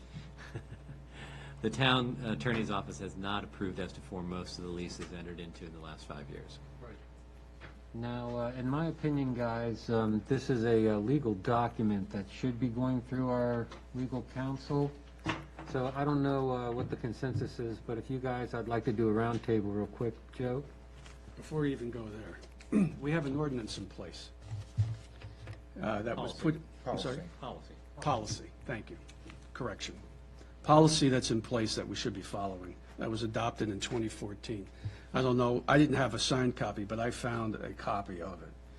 And it clearly indicates that the legal counsel should be part of the drafting of that lease agreement. And there are certain points through the process where legal counsel should be not only reviewing as to form, but also approving the document itself. So I would certainly urge us to do that and get it back on the right path. Otherwise, we're going to continue to have these kind of problems in the future. Yep. Do I have any concerns on the dais that we need to evaluate the existing contracts to make sure they're kosher? Absolutely. So Roberto, if there's no objection, I'd like to direct Roberto to work with our council to make sure that everything is up to speed.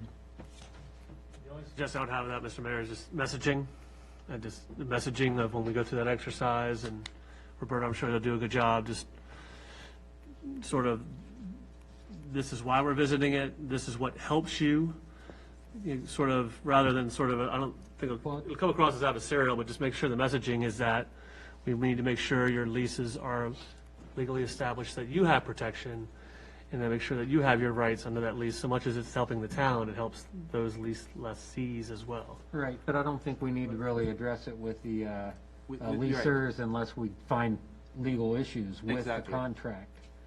So, That was I my- want to make sure, all I want to do is, I want to know what I don't know.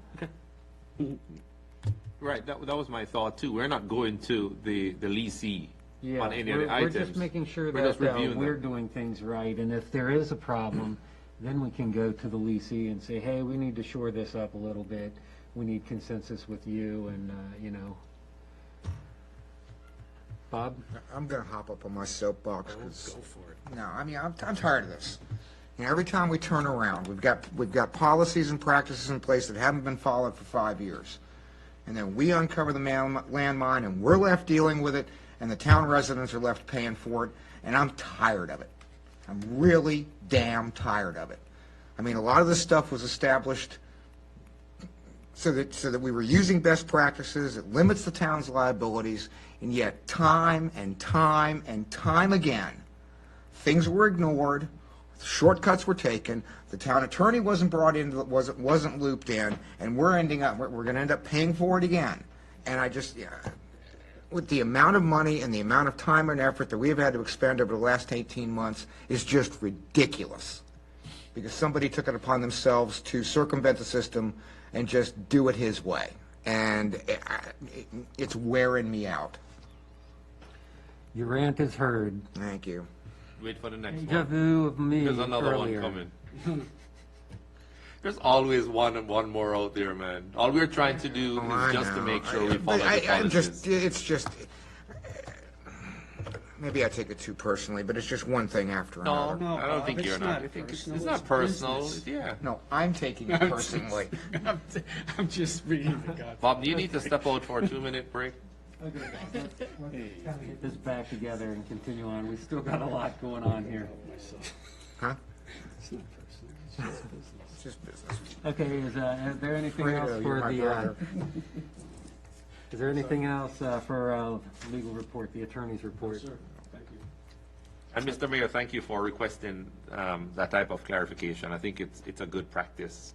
Because sometimes Martin comes here and he doesn't give us a full report, you know, because we don't ask him. And he has all the knowledge, and with the increase, you know, we gotta milk it. Just saying. Okay, let's move on. Yes, sir. Okay, that does it for section B and section C. So I guess the next agenda item, we go to the ordinance for the zoning text amendment. Okay, so after speaking with Martin this week, we did confirm that the ordinance can be adopted for its content.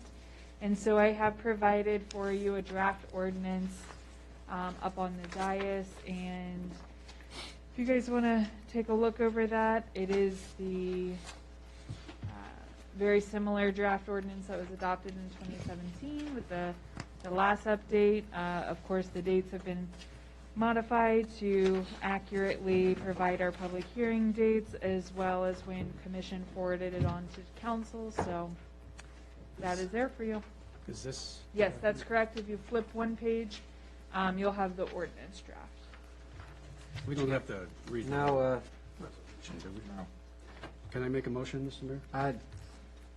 before we do that, I'd like to open up discussion, okay?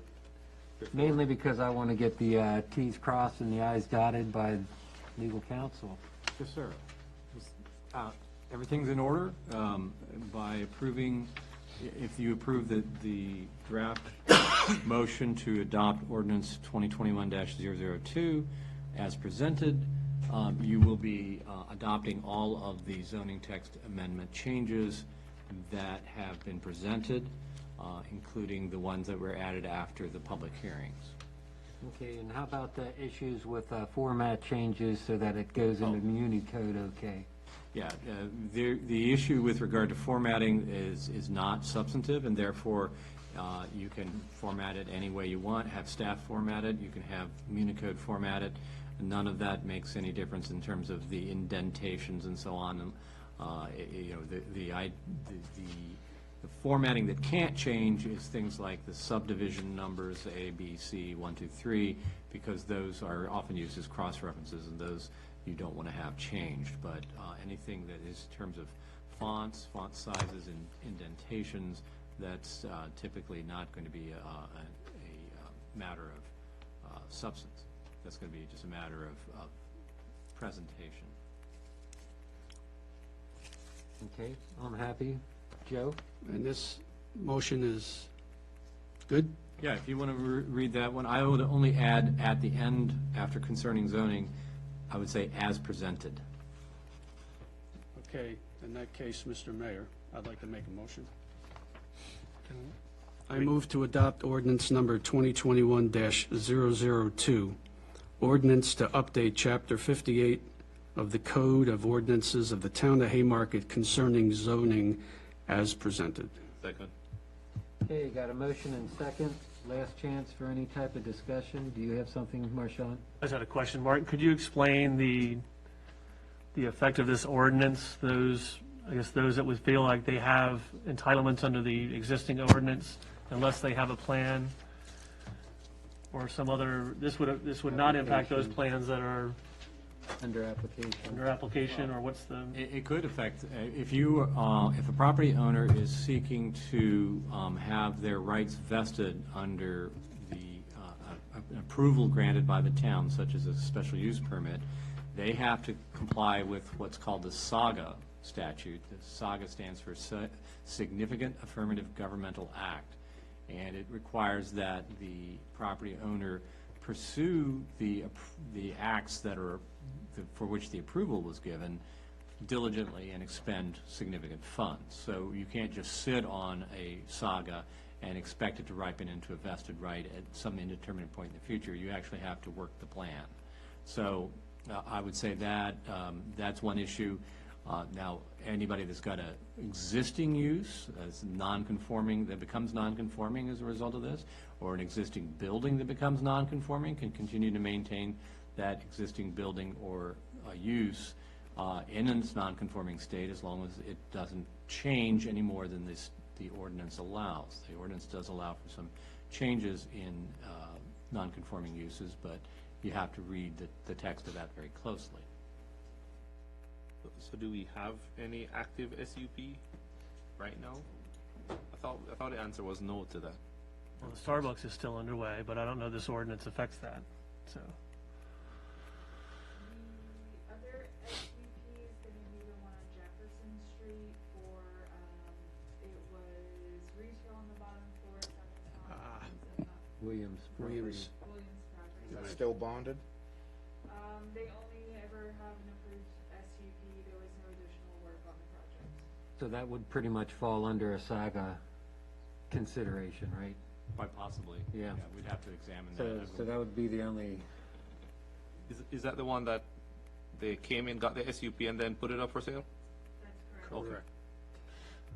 Well, real quick, Mr. Mayor, this discussion and our comments, I guess, appropriate at this point. So it's far from a perfect document. I think the evolution of how we initiated this, it did expand a little bit, but what I had anticipated to be the initial work in terms of the additional edits, but it was appropriate to go ahead and do the entire overhaul. If you subscribe to the comp plan being your vision and the zoning ordinance being the rule book, we're sort of doing it in reverse order. So I would anticipate once the new plan's adopted, we would quickly go back and audit the zoning ordinance to see if we adopted something in the plan that runs contrary to what our rules say. I know we are sensitive to residential density. I still have the mindset that we should provide as many residential opportunities for folks to live in town and diverse housing options, which the comp plan supports. But I know that we need to wait on some census data to better understand our population growth so that we don't inadvertently overplan. One of the things I had run on with the election was fiscal balance. I wanted to make sure that we're not, overstating our liabilities with terms of supporting residential development. So things like building height with our larger lots, it may make sense to revisit those heights again. Something I thought about after the fact was stepping. So for your larger lots, buildings that step farther back can have a higher height. But again, we'll see that through our community design guidelines and the new comp plan. So I think it's a good working document with a lot of work that was done. I think we were able to clean up some of the stuff that we had, I'm not going to say missed, but some things, anytime you put an ordinance into practice, you start catching what some unintended consequences and some other things that we missed. So I think this does a good job of closing some of those contradictory rules and regulations, puts us in a good place and makes us attractive to do business. But again, I would expect once we update our comp plan that we'll come back and make amendments as necessary. Yeah, So. but just to be clear, to your point, Marshawn, there are mechanisms in place, though, also, that could address some of the concerns that you just raised. And that would be an SUP or another zoning text amendment that somebody could bring forward, correct? Oh, exactly. Yeah. Either in So- conjunction with any proposal they're making or after the fact, yes. Right, so, I mean, there's many iterations, and it's a very iterative process. Correct. But there are mechanisms in place that would allow for that. Correct. If someone were to come in with a proposal and wanting to reconsider the ordinance standards that apply in conjunction with their proposal, yes, I believe, Emily, right, they could do that. They could concurrently propose a text amendment with their proposal. So, thank you. their application, yeah. Okay, any other questions? Okay, let's put it up for a vote. Roll call, please. God, aye. Yes. Yes. Yes. Yes. Yes.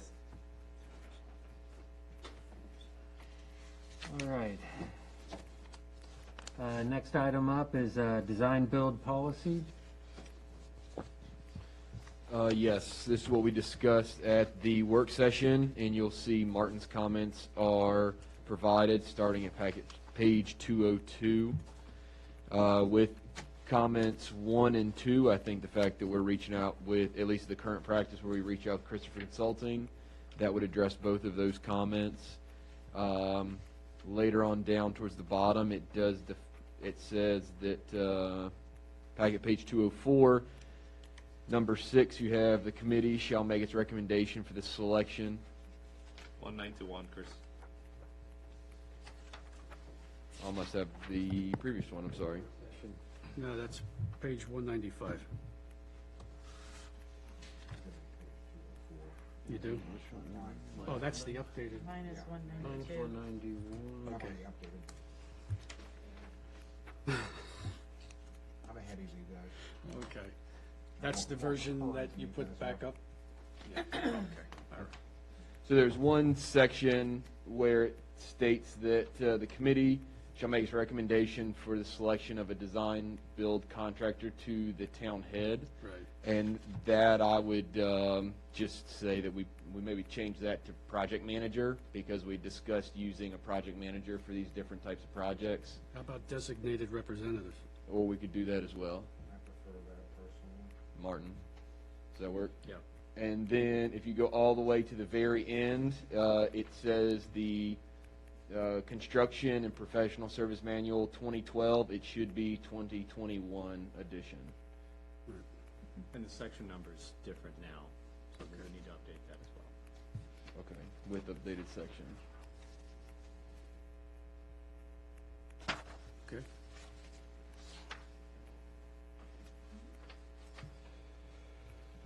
In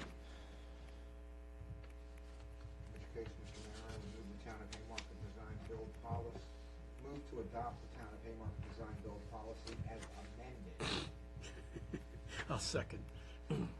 Okay, got a motion and second. Any further questions? Mine is, did you get down those amended, since they were kind of via note or via a minute record? Yes, I have it. Okay. Any other questions? Just one, Mr. Mayor. Do we have in this the requirement to have at least 3 proposals? No, because you're not necessarily going to be able to get 3 proposals on the design. Yeah, 3 bids might be difficult. Is there an indication as to how do we protect ourselves from going out and just getting one and running with it? You're going to determine whether it's fiscally advantageous to the town, and that's why you have the engineers and architects on staff, or on contract, to review that and let you know whether it is fiscally advantageous or not. If it's not, then you're going to have to do a different kind of procurement.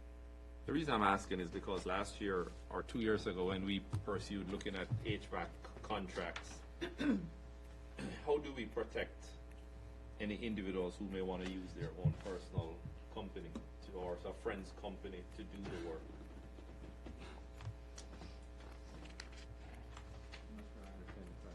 So I have a friend who owns a HVAC company, and I'm on council, or I'm the sitting mayor, don't get any ideas, but I talked to the town manager, and through that, my friend's company now comes up. The one proposal sits there, and that is the only one that we drive through, because I've already told the staff we don't need any more.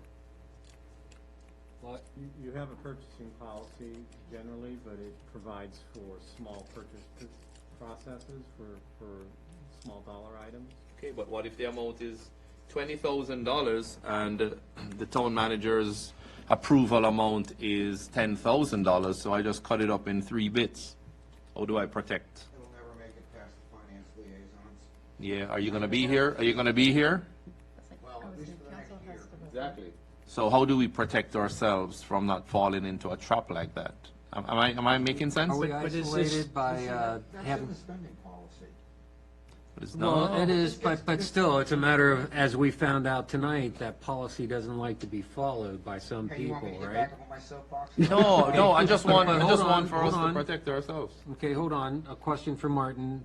This is when I'm expecting my consultant, like you were talking about with the engineers and the architects, Right. to do their due diligence, understand what the cost is, and if it's a reasonable cost, I don't care if it's your buddy, unless we determine that there's a conflict of interest, right? Right, and the conflict of interest would require that somebody actually be on the payroll or have an ownership interest and also be sitting on council typically. I mean, I'm oversimplifying. The Conflict of Interest Act goes on for pages. But the issue from that is no piece of paper, no policy is going to protect you from somebody who wants to be dishonest, and you're going to have to, what's the price of liberty? Eternal vigilance. Yep. Yep. But if there's a requirement, to get more than one proposal above a certain You dollar can amount. stymie some of our small projects that need to be done, though. It could very well you just may not be able to get people interested in bidding. Right now, there's so much business that contractors it's are going to be not. difficult already. Yeah, contractors are pulling out. Yeah, Middleburg's when building a the new town infrastructure bill hall. comes out, oh man, you're not going to be able to find anybody to do your work for you because they're going to be Mm-hmm. busy. It's too small a contract. Yeah. And you're talking about Middleburg doing their town hall, which is a substantial contract. Substantial contract, and they pre-qualified about a dozen contractors, and several have already dropped out and said they won't submit bids. So they're down to, fewer than a dozen companies that are going to submit bids. So what this policy does then, just to go back, it comports with the state code. Yes, sir. It's a requirement that we have to, if we want to do an RFP. If you want to do design build, you have to follow this process. This simply, Yes, design build, thank you. is it simply in respect to design build only, correct? Correct. Correct. You're not required to use design build. If you want to, you have to follow this process. You had a That's question, all. Marshawn? No, I'm fine, thanks. Joe? No, that was my clarification, because to Martin's point, doesn't matter. I mean, you have policies in place. We need this policy in order to do a design build, but it doesn't necessarily protect us from whatever. Did that answer your question? No, but I'm okay. No. Okay, but you're happy enough to, I'm not happy enough, but I'm okay. okay. I just foresee that it just leaves a door open for the things. I get it. I just don't know if there's any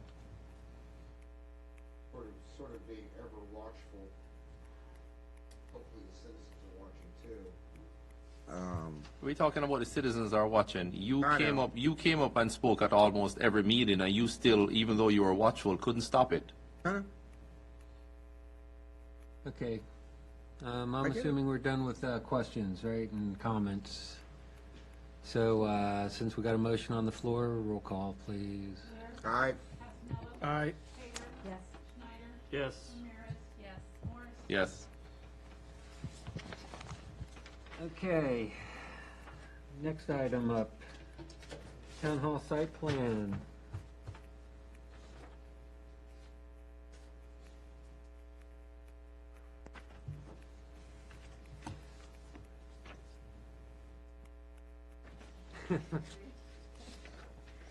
Okay, so we discussed in our work session last week that this was kind of currently what we're tracking at. We're on page 206 of the packet with the schedule starting it on December 15th. Are there any other follow-up questions?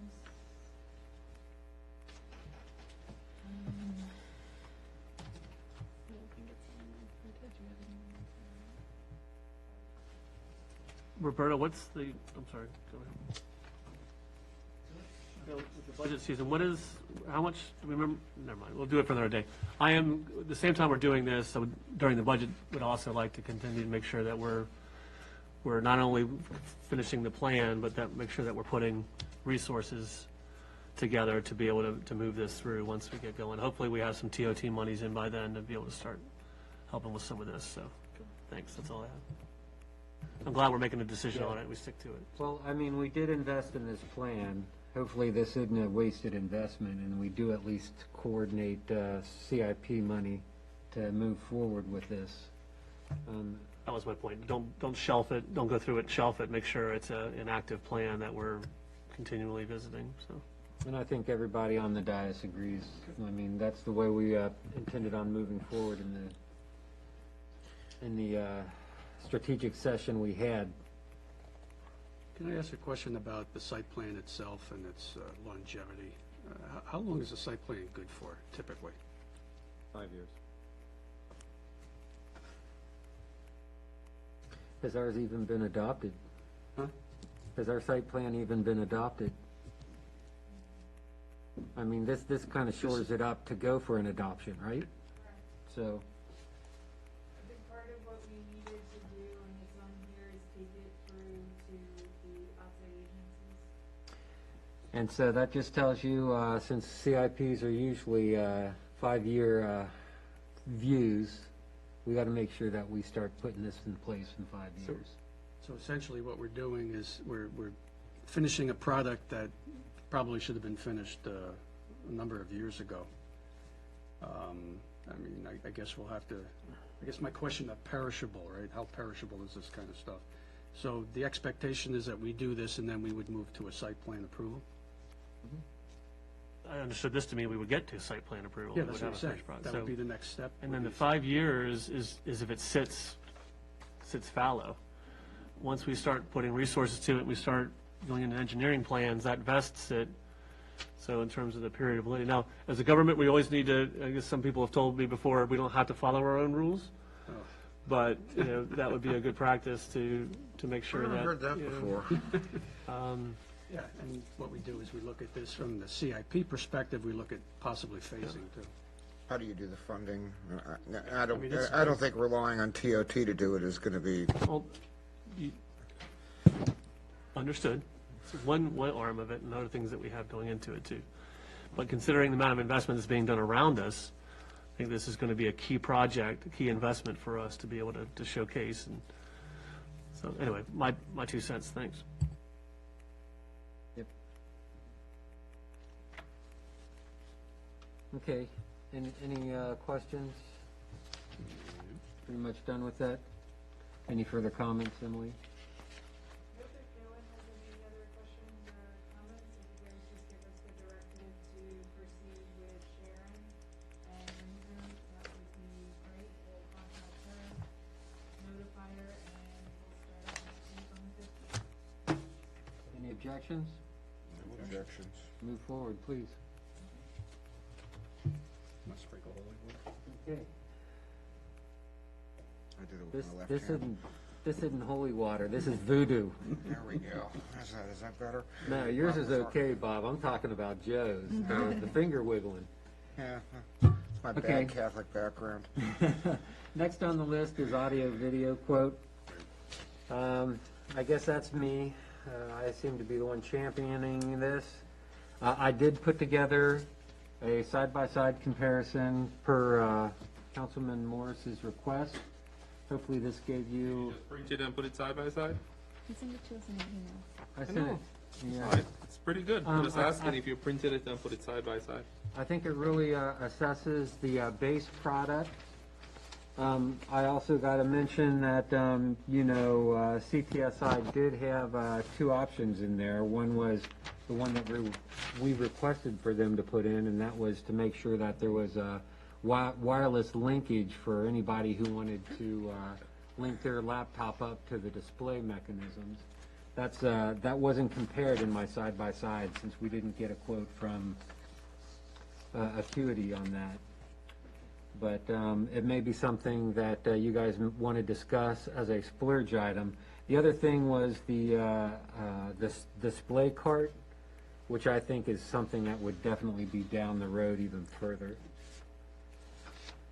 But I'll leave it up to you for asking me any questions or anything.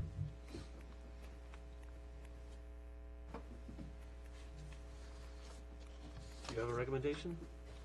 Well, off of this, as you can see, our present system is under CTSI.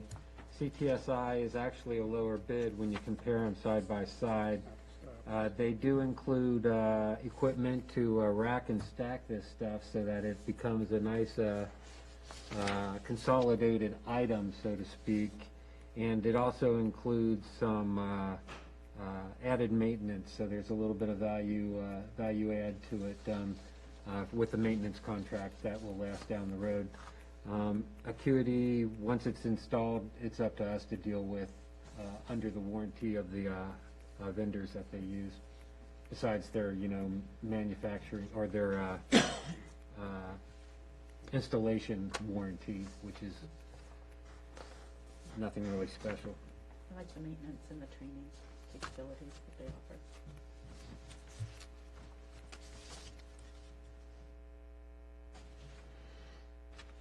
So if there's no other questions, you have a question? Yeah, will this remain where it is? Or this is? Yeah, there's going to be additional equipment put into it, and then there's also going to be a rack that's going to be put under the clerk's desk that will handle the This is video. 2021, right? We're in 2021, going into 2022? Checking. Yeah.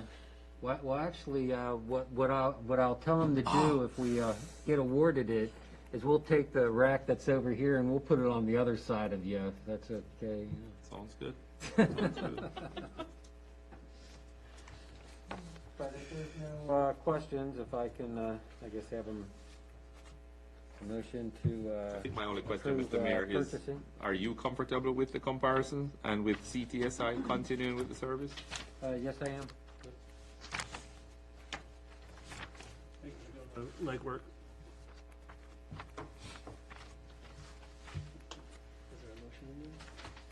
No, I did not put any emotional statement on it, but Pursue with a motion, Mr. Mayor, just to get it started, or? Oh, hold on, but this is funds from, These are CARES Act funds. so we have to use it now? Yeah, and if possible, I prefer So to get what's a the decision motion? tonight. Let's do it. I have a draft motion, if you guys are ready. Yeah. Is this for CTSI? Yes, If I sir. heard correctly. It would be, I move to enter into a contract with CTSI to provide audio and visual services for the town council chambers in the amount not to exceed $29,253.30 from CARES Act funds. You said 29,000, the amount here is That's, 37. that's a side-by-side comparison, not the actual bid. Okay. this is an adjustment. There was some things added to make sure it leveled out and evened with the Acuity Sorry, so moved. equipment. So we got, who's moving it? Okay, Chris Morris moved it. And Second it. Vice Mayor seconded. This is all for record. Okay. All in favor, say aye. Aye. Aye. You looked at me funny. Did you want a roll call on that, Bob, or? you No, good? I realize we're not, are we expending money on that? Or just It's CARES Act money. CARES Act money. I prefer a roll call? Okay, roll call it, please. Ware, Aye. Casanella, Aye. Tater, Yes. Snyder, Yes. Ramirez, Yes. Morris, Yes. Okay, moving on forward, the DMV contract. I guess we need an authorized designator. If you want to give a quick description, since you're kind of managing it. since, Mr. Kuhn, was the authorized signer, when we came into the contract with DMV, when Mr. Kuhn, leaves service here, then we have to designate another authorized signer. Now, is there any, It has to be someone of,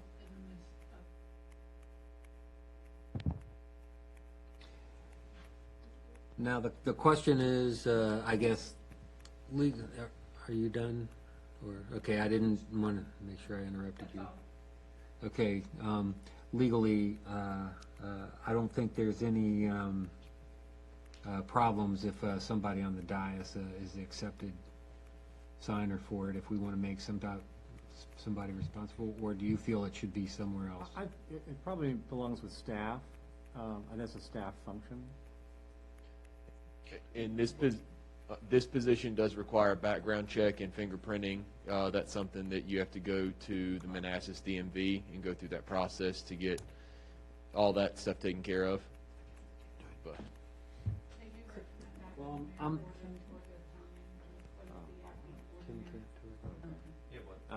I thought it defaulted to you, Mr. Mayor. That management function, not the part that Ms. Kim has finished her training for.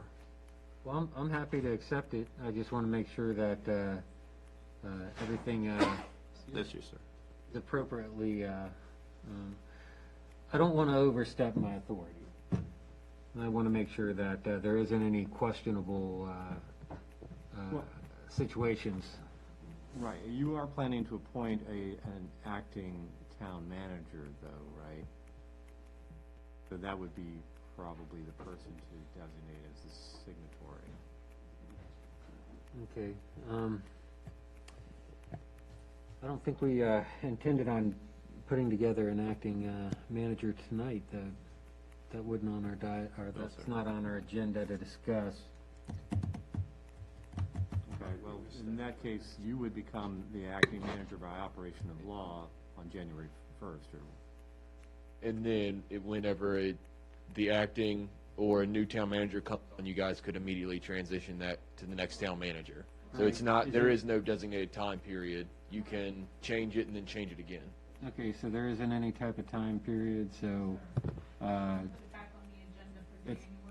if you guys, you want it on January, or did you want somebody, already set, fingerprinted and You need snuffed somebody, you by need January? someone prepared, January 3rd, someone needs to be in that. Get your inky finger ready. Oh, they do it on the computer now. so Yeah, you it's don't all have to worry about digital it. now. All you gotta do is get this little white swab and clean off your fingerprints. Mayor? Yeah. That's gonna leave us vacant between January 1st and the January So, work How session. long does the background check take? Well. It's not even a week. Yeah, I think all they do is pretty much a financial check. Probably it's public trust, right? Financial and criminal? Essentially, yes. Yeah. Mr. Mayor, it's okay with council. Can I just suggest that you just take on the role, sir? Yeah, I'll take on the roll, and we can roll it out if we need to later on. It's cleaner. You guys are, no objections? No objection at all. Okay, parliamentary procedure, is there any type of need for a vote on that, or? No, sir, it's just by consensus. Okay. So we're good then. I will take care of that. I will work with the town clerk and the DMV manager on that. Okay, next item is the events position.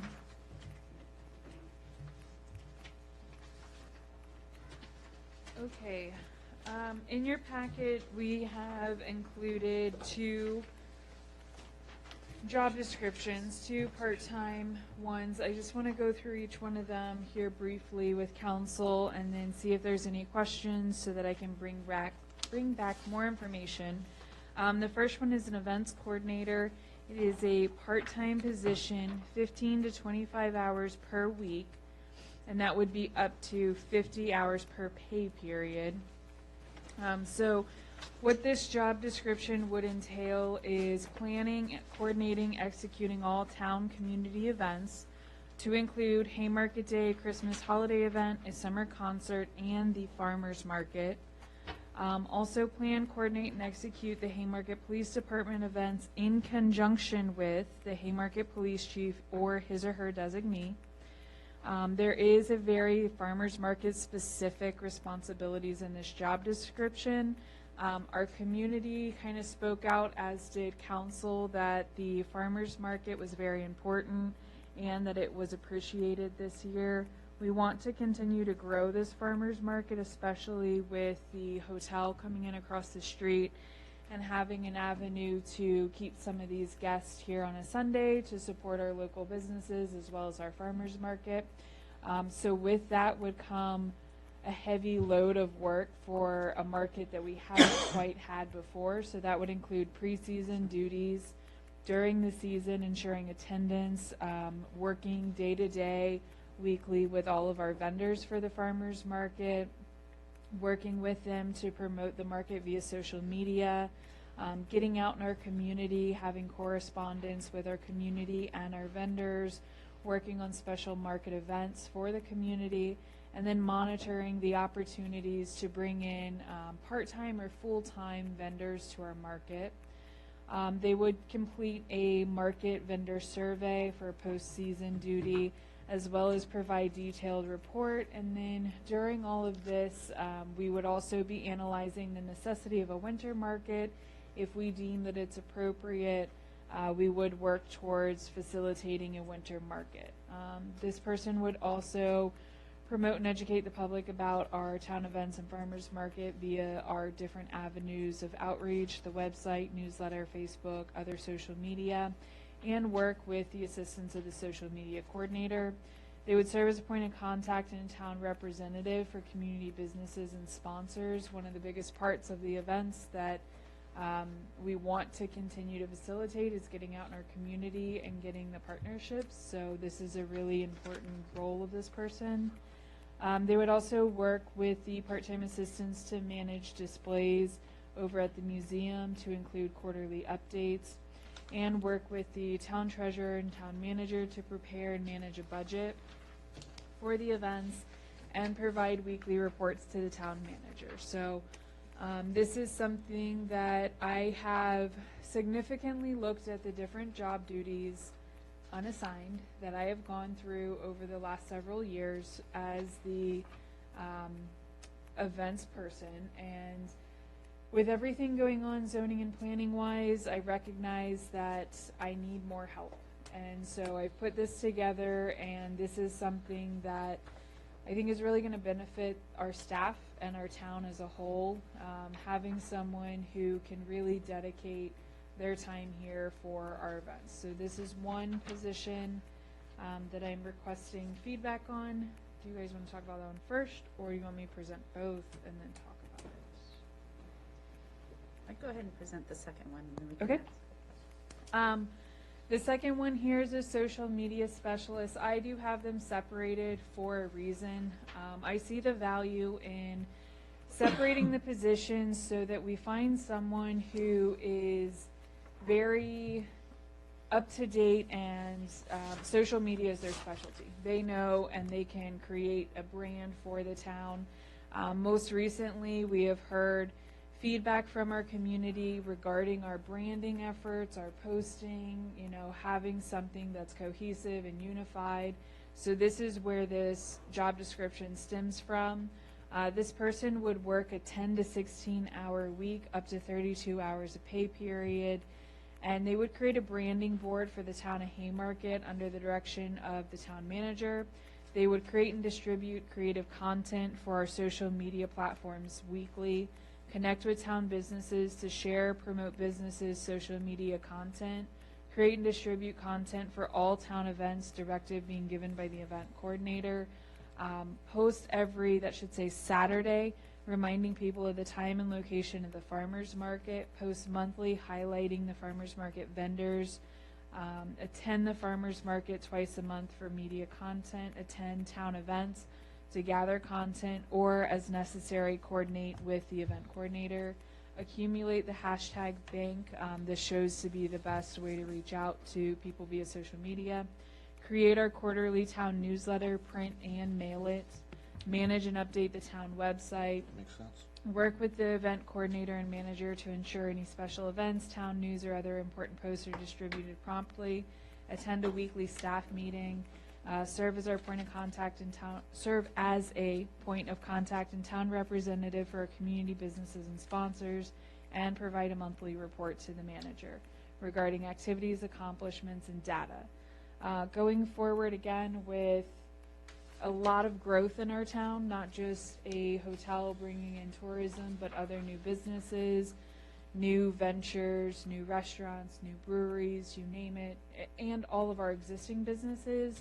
It's very important that with the way business is being done today, we get out there with social media, we get out there with our communications, but we also create a unified brand, something that if you see any post, you know that the town of Haymarket created it. If you see newsletters, you know that the correspondence you're reading is a united effort. So I see them both being very valuable.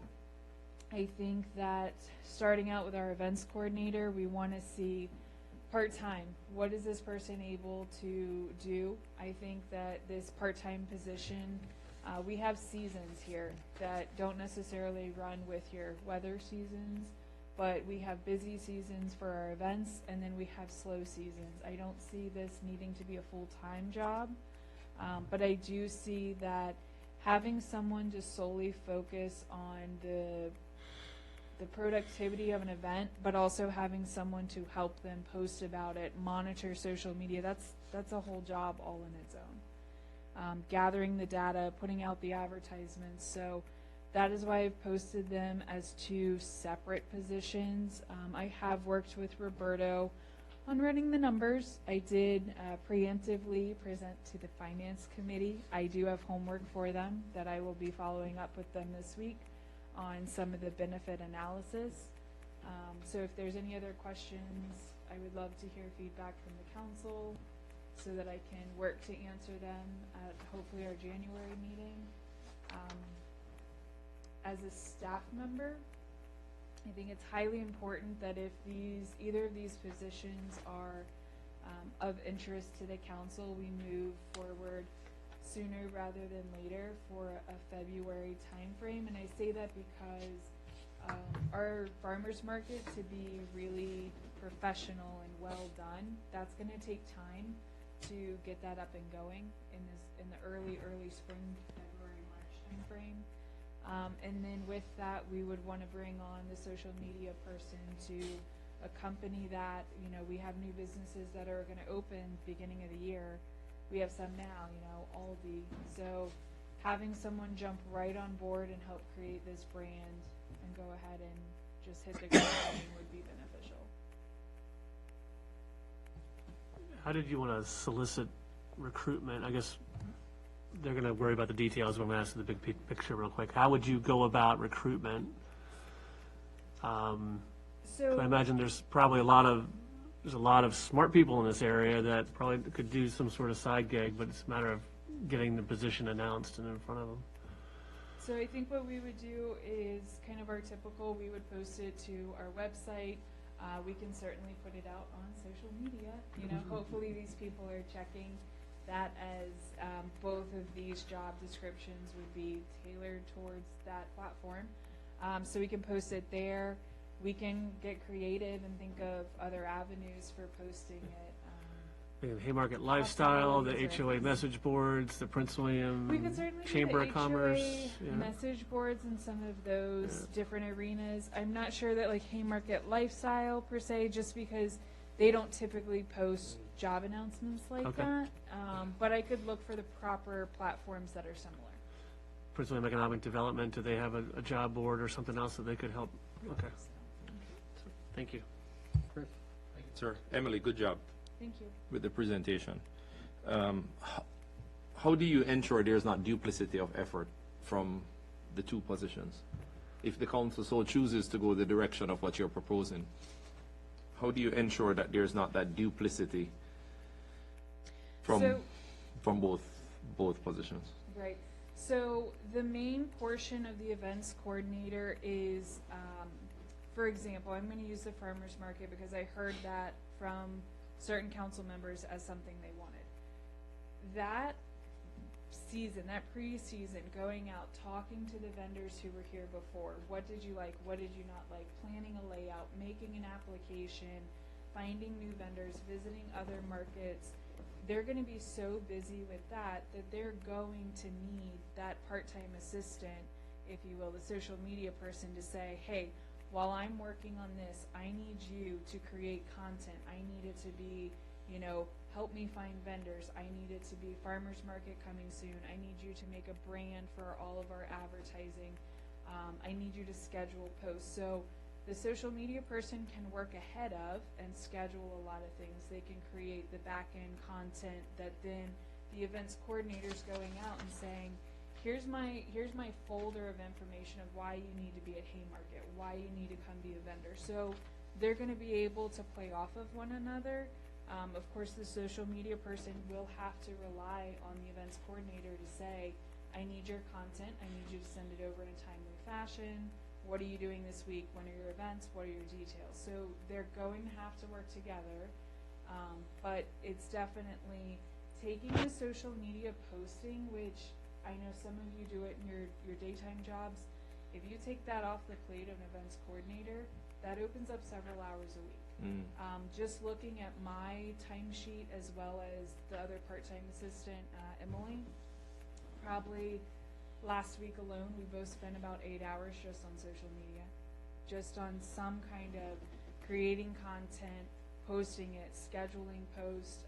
The week of Thanksgiving, she was very proactive and she scheduled about 5 or 6 things. So taking that off the events coordinator position really frees that person up to go make the connection in the community, talk to our businesses, get the sponsors.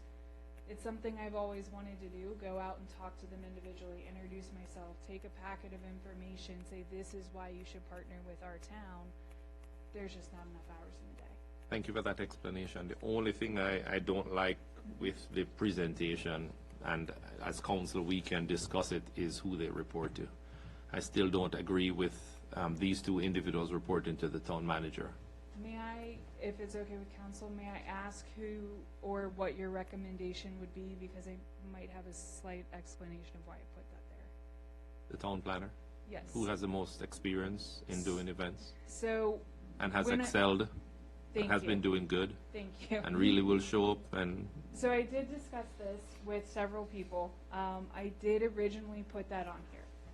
But with that being the case, if changes were to happen, and I hope they don't, I hope to stay here for quite some time, but if changes were to happen, the reason I put to report to the town manager or his or her designee was so that the council could make the decision of who it would report to, who the position would report to.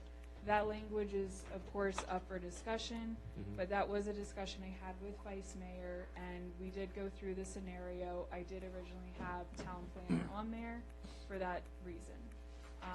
I'll be very honest with council. Another reason that I am very hopeful in the events being part-time, I still want to help. I still want to lead them. I still want to be very involved. The events here are really fun. It's fun to plan. I just know I can't do it all anymore. I need the help. So, finally, thank you. so I'm asking for the help, but I still really want to be a part of that events team. So. Or leading the team. Yes, leading the team would be fine too. I'd like that. She just doesn't want to give up her golf cart on Haymarket Day. I do like my golf cart and megaphone. No, thank you for the explanation. I appreciate it. Okay, anybody else? I see one responsibility here. Did I miss somebody? Go ahead. Okay. You know, you're looking at one of the event planners really getting deep into, for instance, the farmers market and Haymarket Day. Who holds the responsibility of coming up with what the tent space cost would be and doing the marketing research for that? So all of that information, I think of that as falling under planning, coordinating, and executing the town events. That's something that everybody, really as it stands today, we as a staff talk about that as a whole, because I work with Roberto on the budget for it, and I think about what is the budget that we need to meet, how do we meet it, what are our resources. So that person would be doing that discussion under the plan, coordinate, and execute. That falls under farmers market. I laid that out a little bit better, but for the other events, I assume it in the first bullet point. Because I know there are all kinds of different models out there. There's one where you just charge a flat fee, one where you have a lower flat fee, but you charge a percentage of take. So, yeah, I was wondering who would be responsible for kind of doing some type of marketing study on that and coming up with. will be the best route for us to take.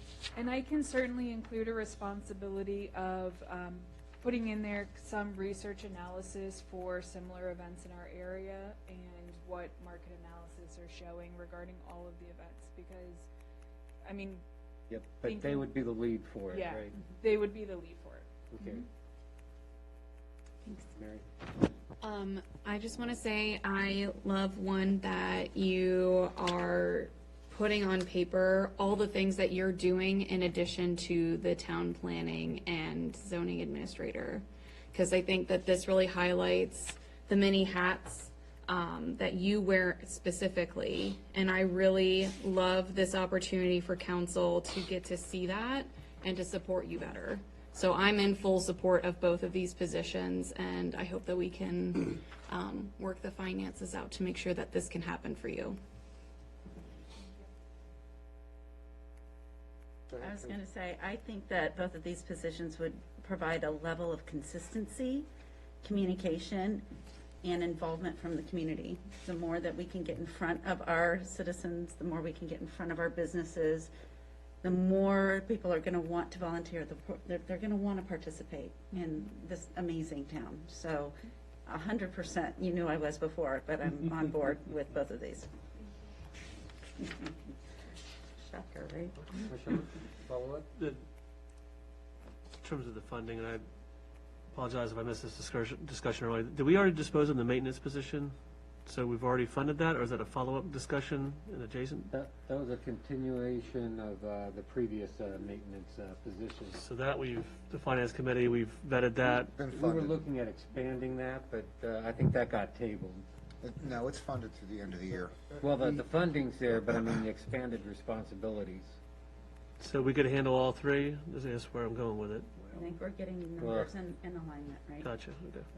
So that's the tasking that the finance gave the staffing to do. Okay. Go ahead, Yeah, Roberto. I was in a state, sorry, that the maintenance is already funded throughout the year. There are some First or through next summer? through the fiscal year, this fiscal year. June, yeah. So, in discussion with Emily on this two positions, we went through the numbers, went through the scenarios. As she stated, we talked to the finance liaisons. There are avenues that we can fund it. It's just when we had talked about the homework, basically, to come back how much we need now, because these numbers are for a full fiscal year. So I will be helping her. Together, we work together to, on Thursday, present what it would actually be for the remainder of the year. But this is just to give you, council and finance, the whole scope for following year, since we're getting ready to work on the new budget for the fiscal year. And then that maintenance position, is that going through the end of the year? That's just part-time, no benefits, no? That's my understanding. Okay, and this would be the same too, we're just part-time staff. Okay, do we contribute to, other than taxes, anything else? There's no fringe benefits to this or anything else, it's just straight out part-time? No. Okay. Okay. Bob, you have your hand up? The only caveat I think I'm going to make, and this is going to be the input I hope the other finance liaison gives, with respect to the social media one, I think that should be fully funded by TOT revenues and not out of the other operational funds, because it's essentially going to be a tourism-driven position or that type of position. We'll have that discussion on Thursday, but I think that's the recommendation you're probably going to get back from us, at least initially. And this is a question for Roberto then. If we want to make this TOT driven, when do we project seeing a revenue from TOT? I guess that depends on when they get their permanent power. One of the things that I was just mentioning to Roberto is that, if you guys remember, in this fiscal year, we did adopt the economic development line item. So that may be something that the finance liaisons can look at, since this position will have potentially some social media ads that may be run, as well as covering some position time as well. So that may be one item they could look at. Good And then to add to that, you'll see, as we were the finance liaisons, they know, they're aware that our revenues currently are projecting a lot higher, and not just a few line items that I am going to readjust for the next fiscal year that could probably sustain this additional personnel. So there are ways, there are line items that we can move around. Our line items that are existing there that we could probably not have to use next year. We also will have a lesser debt next year as well. So it would be thought out. We're going to come back to the finance, show them what it would take for remaining, but we wanted to go with the big picture. So also it helped me prepare for next fiscal year's draft budget. So that's why we went through the exercise with Emily and I, what it would take fully, not to just have it for the next 6 months, but for a full year going forward to keep the position. Yep. And I guess in your discussions, don't forget the burden of advertising these positions and recruiting them. We have plenty of advertising for the budget on the admin side,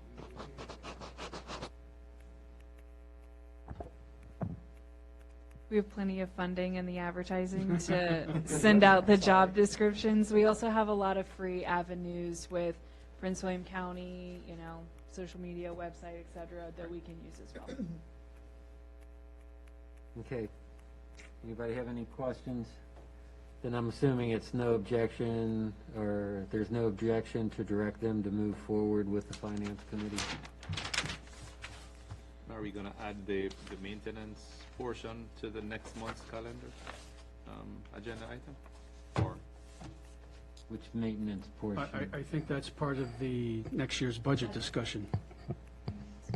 if it's funded until the end of this Fiscal year. Fiscal year. Fiscal year. Okay, June sorry. 30th. So. Sorry. Yeah. So we'll have to. Believe me, Councilman Morris, sorry, Councilman Pisano, what we have in place, I'm looking just to continue building on, so this is all, it'll be all addressed in the budget. So we'll have it there for you to see. Really. No, it's my apologies. I thought you meant the end of this year.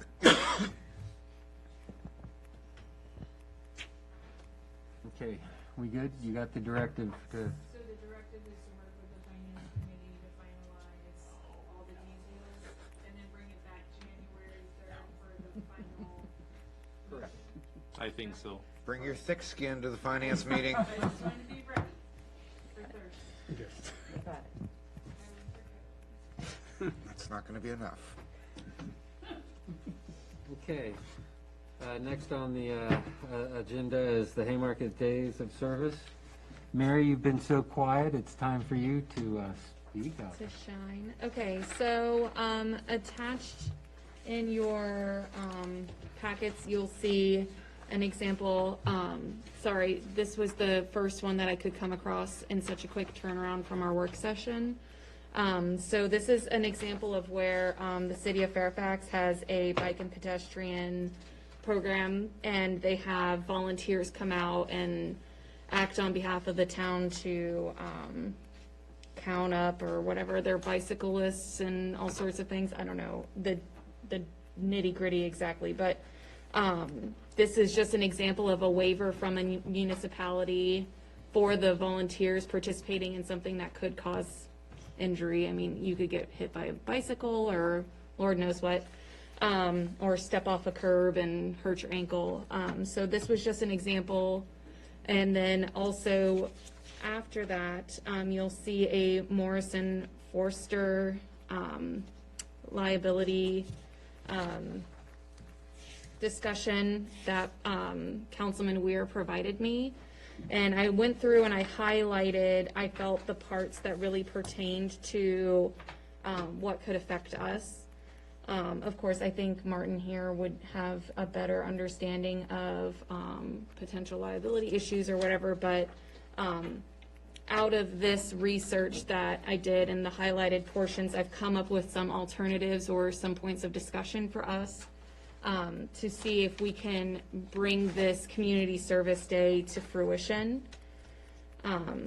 So I don't know if we would want to hear Martin from the potential concerns in terms of, liability and litigation for us, and if waivers are an ideal option, if we wanted to hear that first, or we wanted to go over my alternatives or support ideas.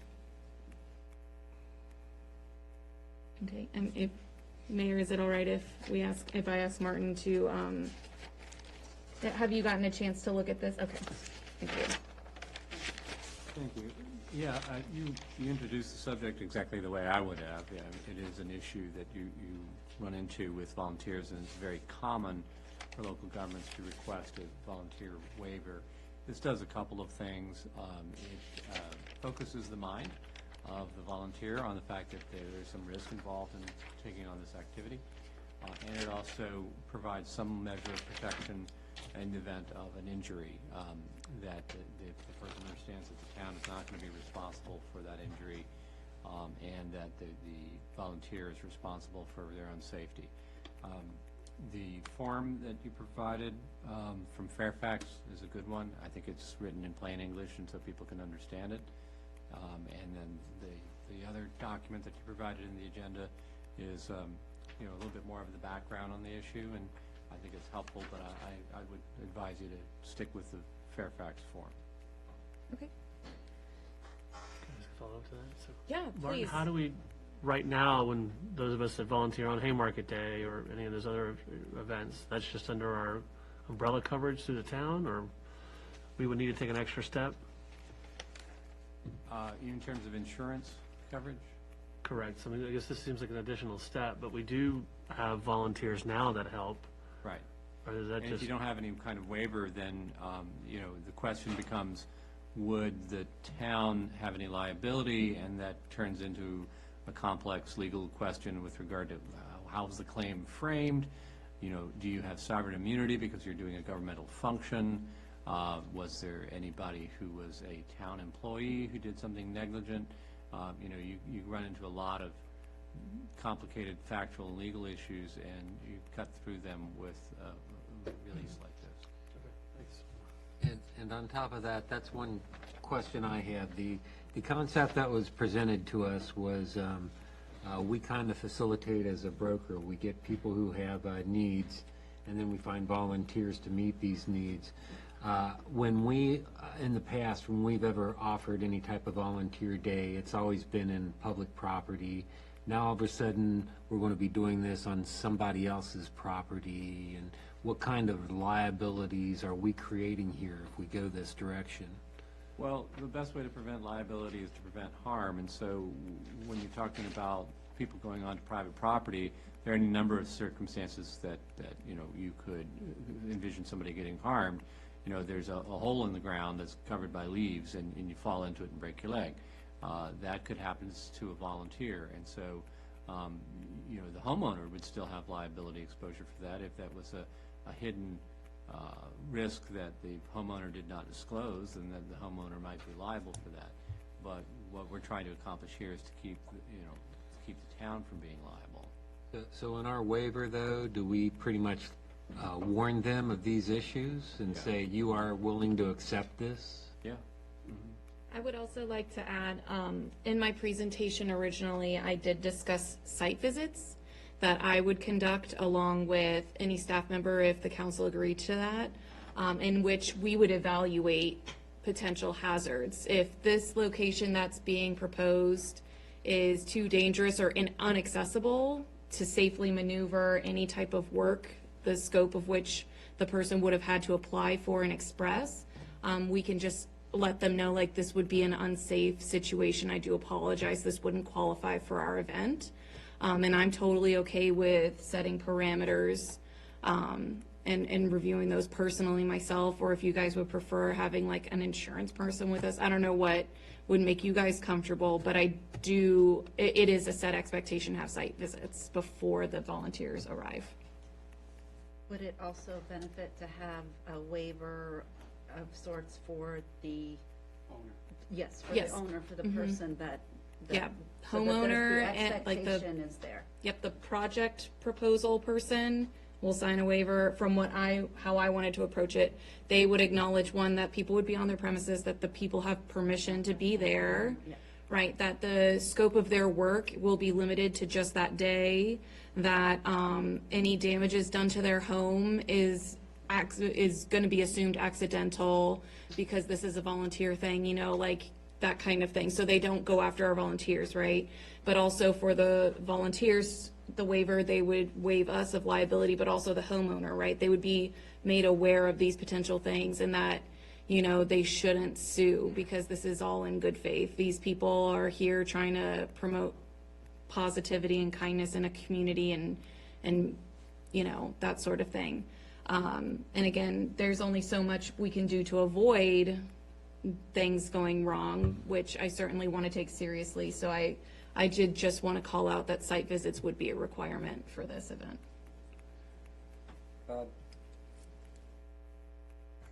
As I said at the work session, I've got some serious concerns here.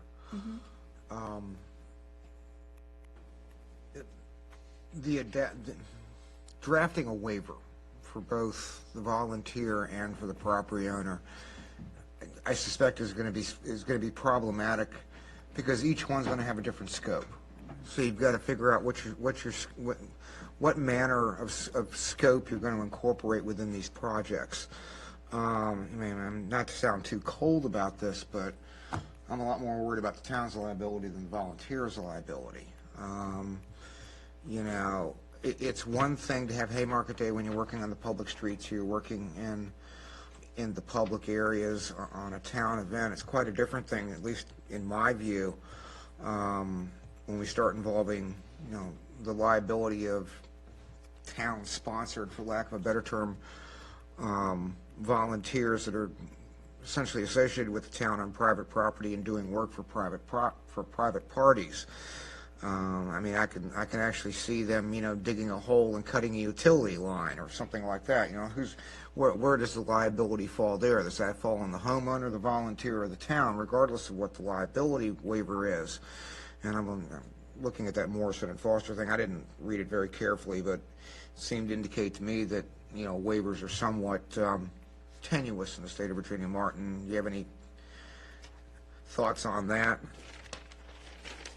Specifically, the courts have held that you cannot waive before it happens liability for your own, for somebody's negligence. So Okay. let me try to articulate that a little bit better. I am asking somebody to waive liability and waive their rights to claim for liability. They can waive that as to third parties all day long, but if I'm asking somebody to waive my own negligence, that's against public policy. So to the extent that the town has negligence, whether that part of the waiver will hold up in court is an open question because it comes down to very specific facts. But what we're doing is protecting us from third parties' liability. So the homeowner, some random other person, another volunteer, all those persons' liability. There's no prohibition on asking volunteers to waive those third parties' liability, liability as to those third parties. I started looking around over the weekend, and there are a variety of different waivers out there from various jurisdictions in the state of Virginia. But each one is specific, and it's specific to the type of whether it's, you know, doing a traffic count, they have one set of waivers. If they're helping in the adult detention unit, there's another set of waivers. If they're dealing with child issues, each one has its own different set of waivers that accommodate particulars, you know. So the question is, if we're going to be doing things that involve, for example, you're going to liaison with the Boy Scouts and you're going to put some volunteer with a bunch of Boy Scouts or Girl Scouts or whatever they are, and they're going to be dealing with children.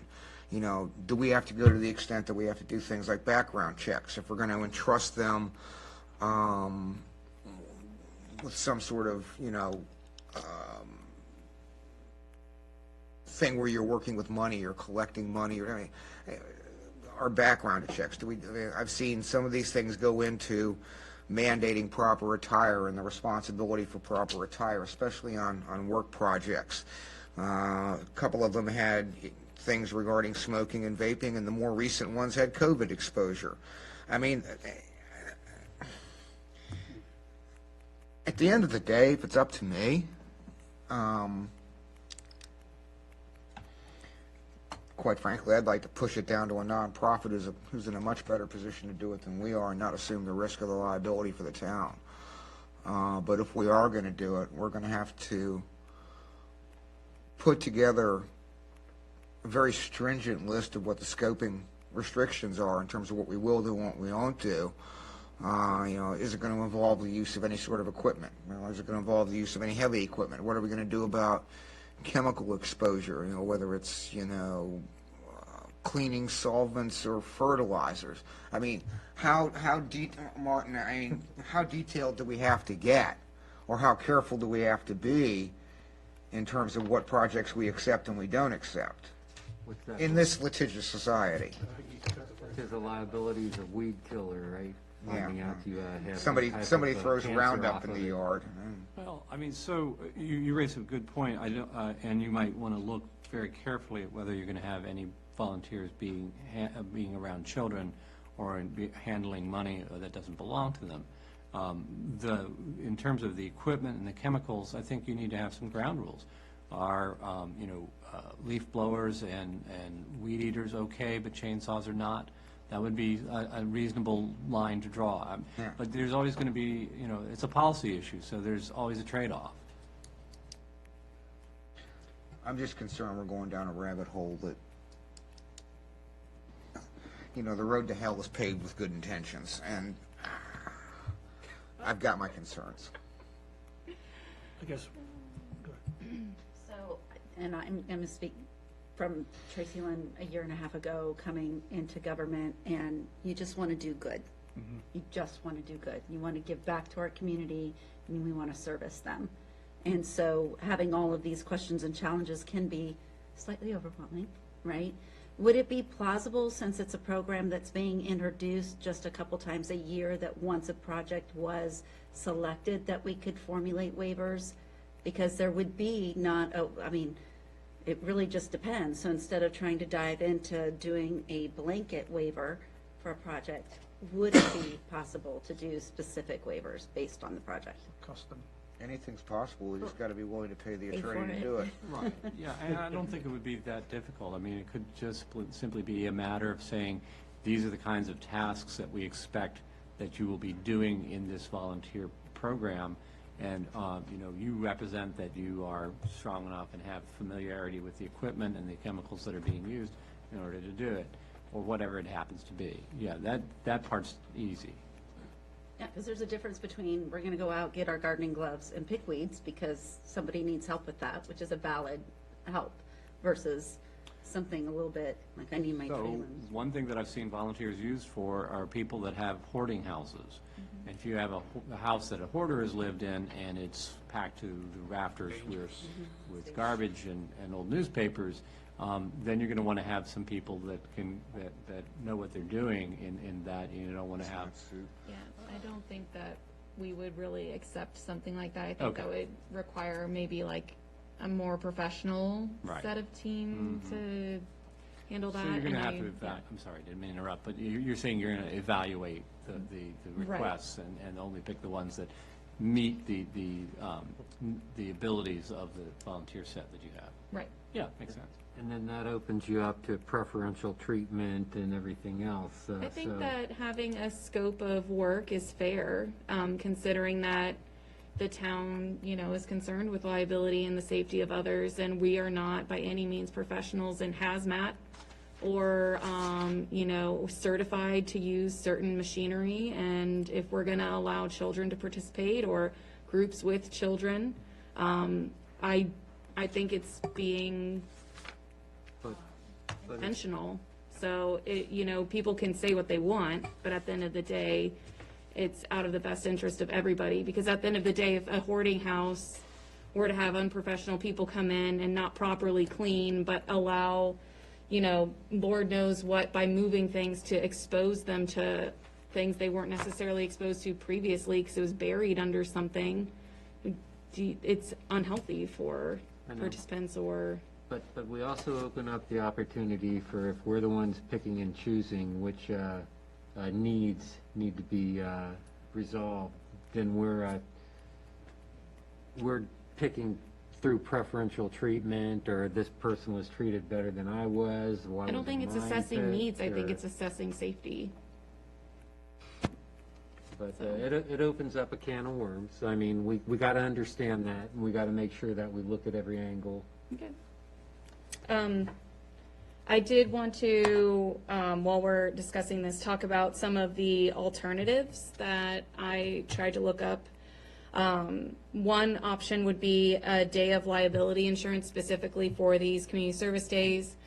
This would be in addition to a waiver, because obviously we want people to come in informed.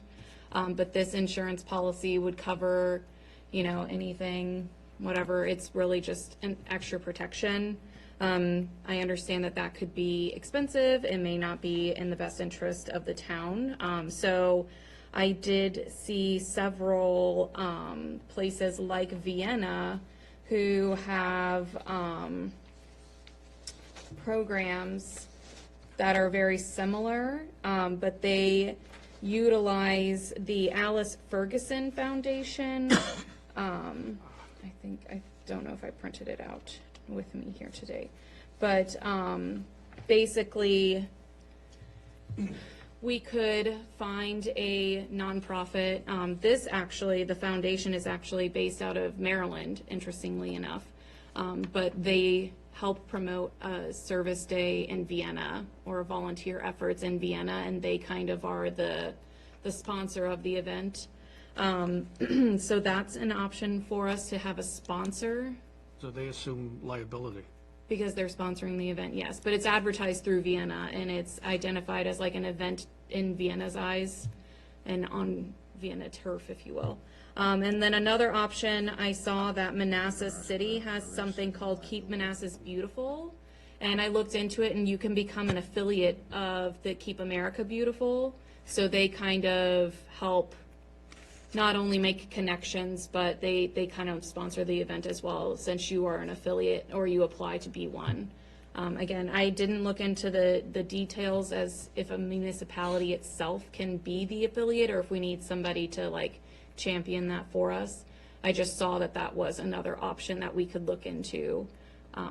Because I would really, really love for us in this term to do something positive for our community. And I know that we're working hard on getting the sidewalk put in at the park, and we're working hard to getting the town center taken care of and everything, and we've done a lot, but this would be a very specific community thing that would benefit our neighbors as well, and their groups and things. So I would really love to say that we champion this in our time in office, so. I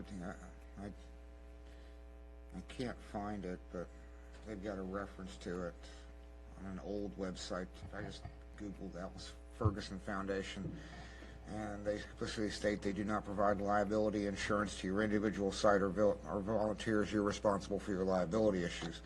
So here we go again. I mean, we've got to find somebody who's willing to take that on, and I'm sure there are some out there.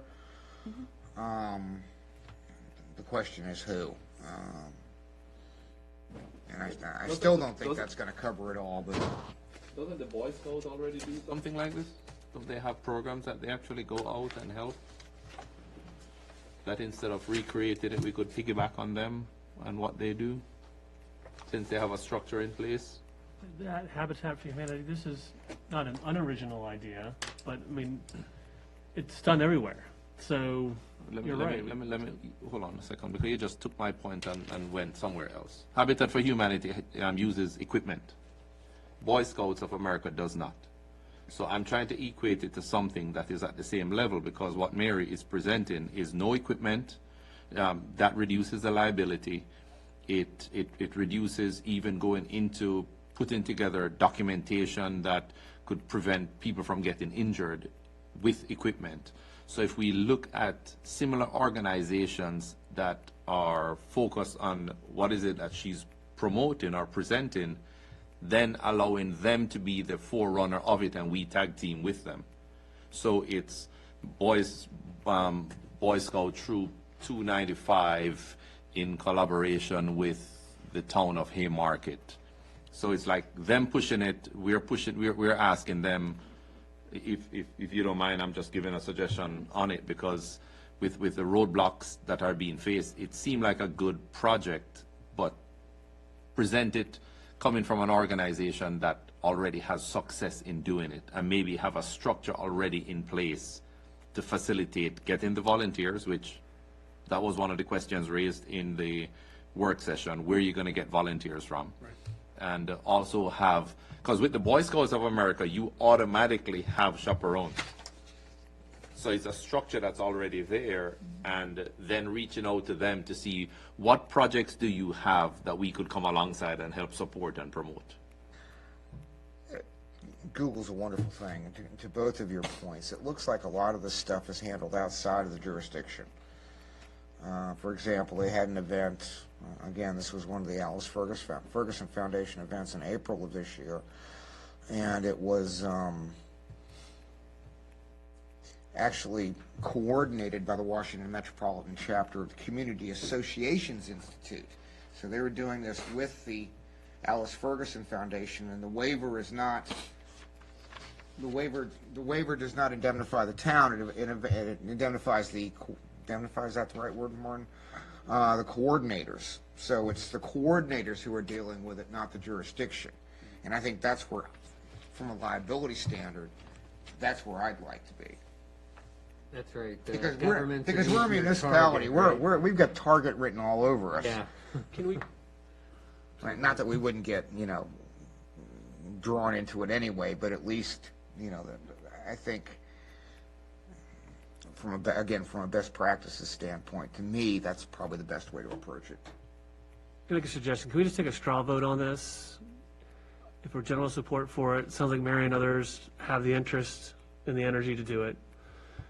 It seems like tonight we're vetting a lot of the potential why nots versus how to. Well, there's some how to too as well. But if there's general support for it, let's come back for it and we'll figure out which model works best. I'd like to ask a few questions, if I may. Or and we did talk a bit about this at the work session, and I think conceptually, everybody would like to do something. What that something is and what the structure of it is actually the challenge because of the risk and liability issues. So I just want to go back for 1 second, then I'll ask some questions. Hey, Martin, relative to doing an inspection process of a potential project, if in fact something were missed and then there was an injury, would in fact we be liable? Would we have some culpability or percentage of culpability if somebody were to be injured? Well, it's certainly possible. I mean, the thing is, the standard is negligence, and the negligence standard is what a reasonable person do under those circumstances in order to prevent harm. So if you've done what a reasonable person would do under the circumstances to prevent harm, you shouldn't be liable. But it ultimately can be a jury issue, and if it's a jury issue, then you've already spent $50,000 to $100,000 in litigation costs to get there. Now, your insurance company will be paying that, but then that feeds into your insurance history. Right. So, I mean, it's still, there's a lot of risk around it. There's a low percentage chance of a high dollar value risk. Those are the ones that are hard to evaluate. Right. But it's there. Yeah. So, I envision this, if we were going to do something like this, as more of a facilitator. Again, one of my questions is, what is the need? I mean, this is inside town need? Okay. Have we even evaluated or got a sense, some kind of a survey or inventory of what some of the needs may be? Do we even know what that is? That's one question. Sure. Okay. We talked about the volunteers, where we're going to get them, and, you had some real good thoughts on that last week. So the selection criteria, have we thought about what those criteria would be if in fact we were going to go forward with something like this? And, the inspection process, like I had mentioned before. I think if we get a sense of what the need is, then we can make a determination of how you can address that need. So if you don't know what the need is, it's a great idea to be a volunteer and to want to help people. But let's assess what the needs are first, I think. I think that's the start.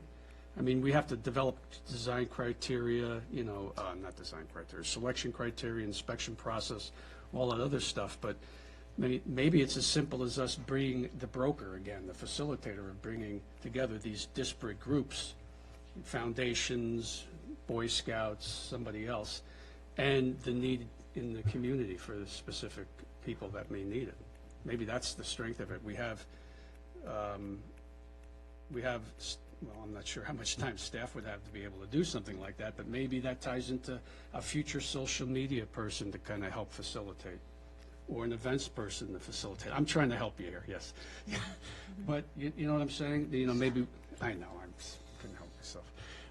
So maybe we need to think that through a little bit more, and maybe that reduces the risk and liability, because I think that is a big issue. Right. Well, I came from a place and an understanding that, being a homeowner myself, there's always projects inside, outside that can be done. It's a never-ending thing, owning a home. So that's kind of the mentality that I came into it. Like, if somebody wanted to sit here and say, hey, I need a project, be like, well, you could weed my garden or help me mulch, or, I don't know, move things, build something, build a garden box. I don't know. You know what I mean? That's where my mentality came from, is that I'm pretty sure anybody can find at least something for somebody to do, whether it's rake leaves, mulch, whatever, and they could apply for it. It doesn't have to be a big thing. It doesn't have to be replacing someone's fence. It doesn't have to be, replacing shingles on their roof kind of thing. I certainly that would not be within the scope of the work that I would have volunteers do, but, that's kind of the mentality that I came from, because when I was campaigning, the Green Hill Crossing, HOA hosted a fall festival kind of thing, and they invited me there, and they were talking about how, their kids need service hours, and how easy would it be for the HOA to be like, hey, yeah, you guys can do this work in our community space too. So it's not just homeowners, it could be HOAs, it could be businesses, it could be the nonprofits who, I don't know, like the Masonic Lodge could be like, hey, yeah, you can come do some work around our yard or whatever, or patch up these walls or something like that. So that's the mentality, and that's kind of the scope that I was envisioning. But I hear you on really assessing the need, but I also think that if people feel like they're being evaluated in the sense of like, do you need help or whatever, I don't think they'll really apply, if that makes sense. Like, I need you to justify your application kind of thing, you know what I mean? And that I'm trying to avoid that. Yeah, but that's not what I'm suggesting. Right. I'm not suggesting that we're assessing whether in fact they need it. I'm just suggesting that we get a sense of what the needs may be out in the community, so you can target things. But again, I still believe that it makes more sense to be the broker or facilitator on something like this rather than being the responsible party, because I think that's going to take up a lot of resource. Sure. And it's the liability issue. I Right. have to be honest, yeah. I'm concerned about that. Okay, we're dragging this out a little bit. Bob? One you last could comment. Give a comment, and then we'll give direction. My and then my we'll move principal forward. concern is with the liability on somebody else's property. Because I think that's where you lose a little bit of control. We've done this before. We've had these kind of community service projects in the past, or community service days, but it's been largely confined to the public areas, the rights of way. And as much as I can see that somebody might need their yard raked, I could certainly have somebody, I could really use somebody to come in and rake my yard. Application denied. Yeah, I know. If we're talking about a service day, specifically a community service day, I think it should be personally, I'd rather see it done in the public areas, whether it's the public right-of-ways. We used to go out to 66 and clean the intersection. I can remember getting, Alan Gosson would throw me the keys to the dump truck, and I'd drive it down there, and we'd fill that thing up. It's probably not a good idea now, but, at the time. But I think if we're going to do it, I've got a lot of concerns about doing it on private property. And maybe they're overblown. But where the society is right now, I don't trust anybody.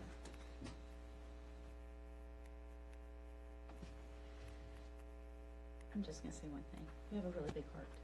Thank you. Thank you. Yeah, so I think that the next step then would be to try to do a landscape of what projects we could gather out there. What are the costs? And that way, I think we could start targeting what our liabilities should be and how we can actually start to form this.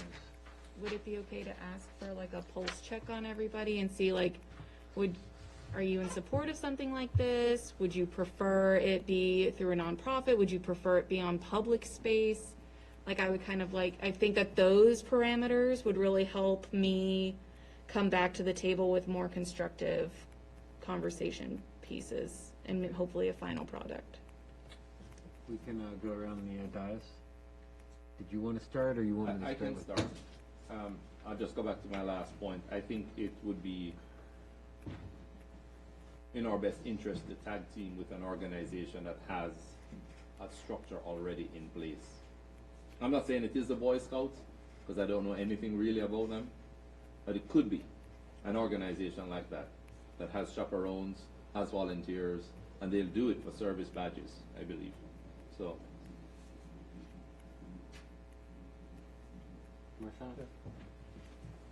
I don't have the benefit of being at the conversation last week, but I envision it as just something we need to be at a grassroots organization. We have the Habitat for Humanity, for example, when kids come and volunteer, they don't operate equipment, but they do basic work.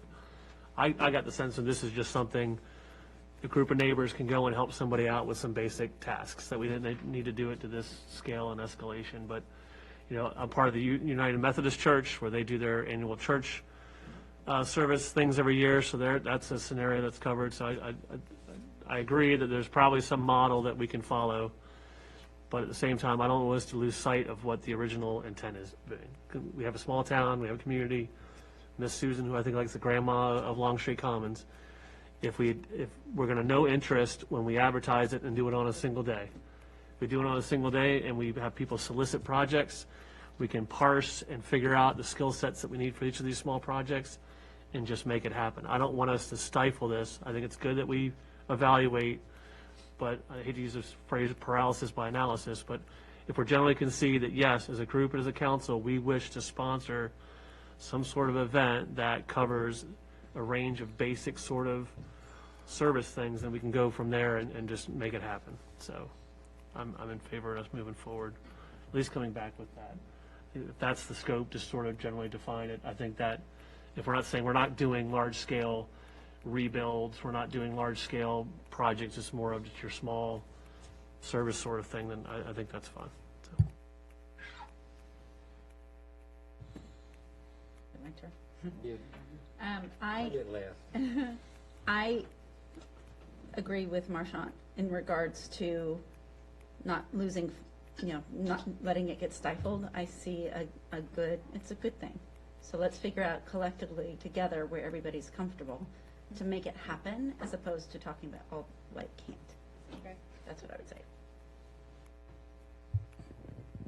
And whatever that might look like. Sorry. Bob will probably jump on this when I'm done. But, well, first thing, neighbors can do this at any time. And, when you talk about a group of neighbors, like I said, they can do this at any time, and if they see the need, everybody should be encouraging that. I mean, I think we would all do that anyway, right? You see somebody that needs some help, you jump in, hey, you got a problem there, can I help you with that? My neighbor with their air conditioner, or what's that? Snow blower, Snow blower, whatever, driveway, clean the driveway. So how do we encourage that? I think that's really kind of like what we're talking about.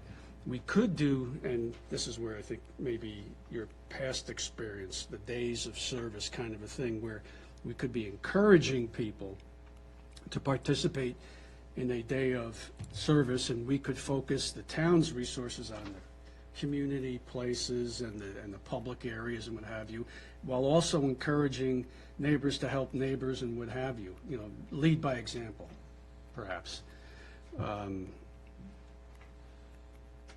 And I think you could do that once or twice a year, perhaps, the spring cleanup, fall cleanup, whatever the case may be.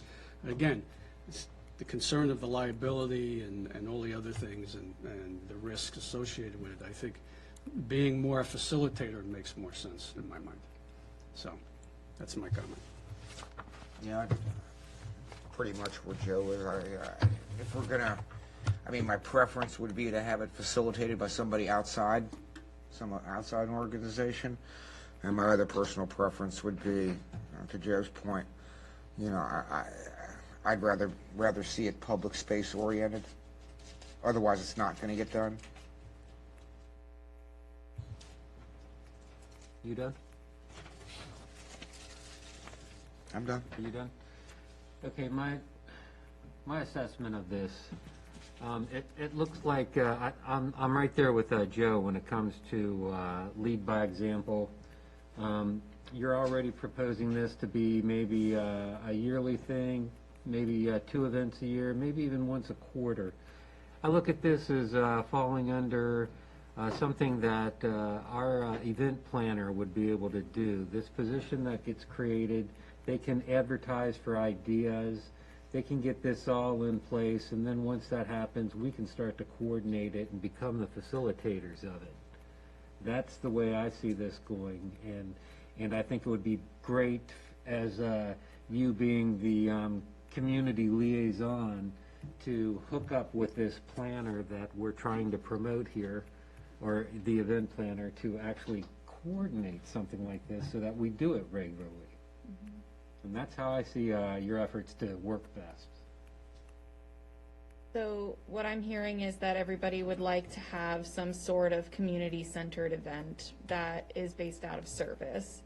I do hear that a lot of us want, the majority by far, would prefer a third party be a sponsor or the active participant in this, or the main facilitator. And also that public space would be ideal for our participation.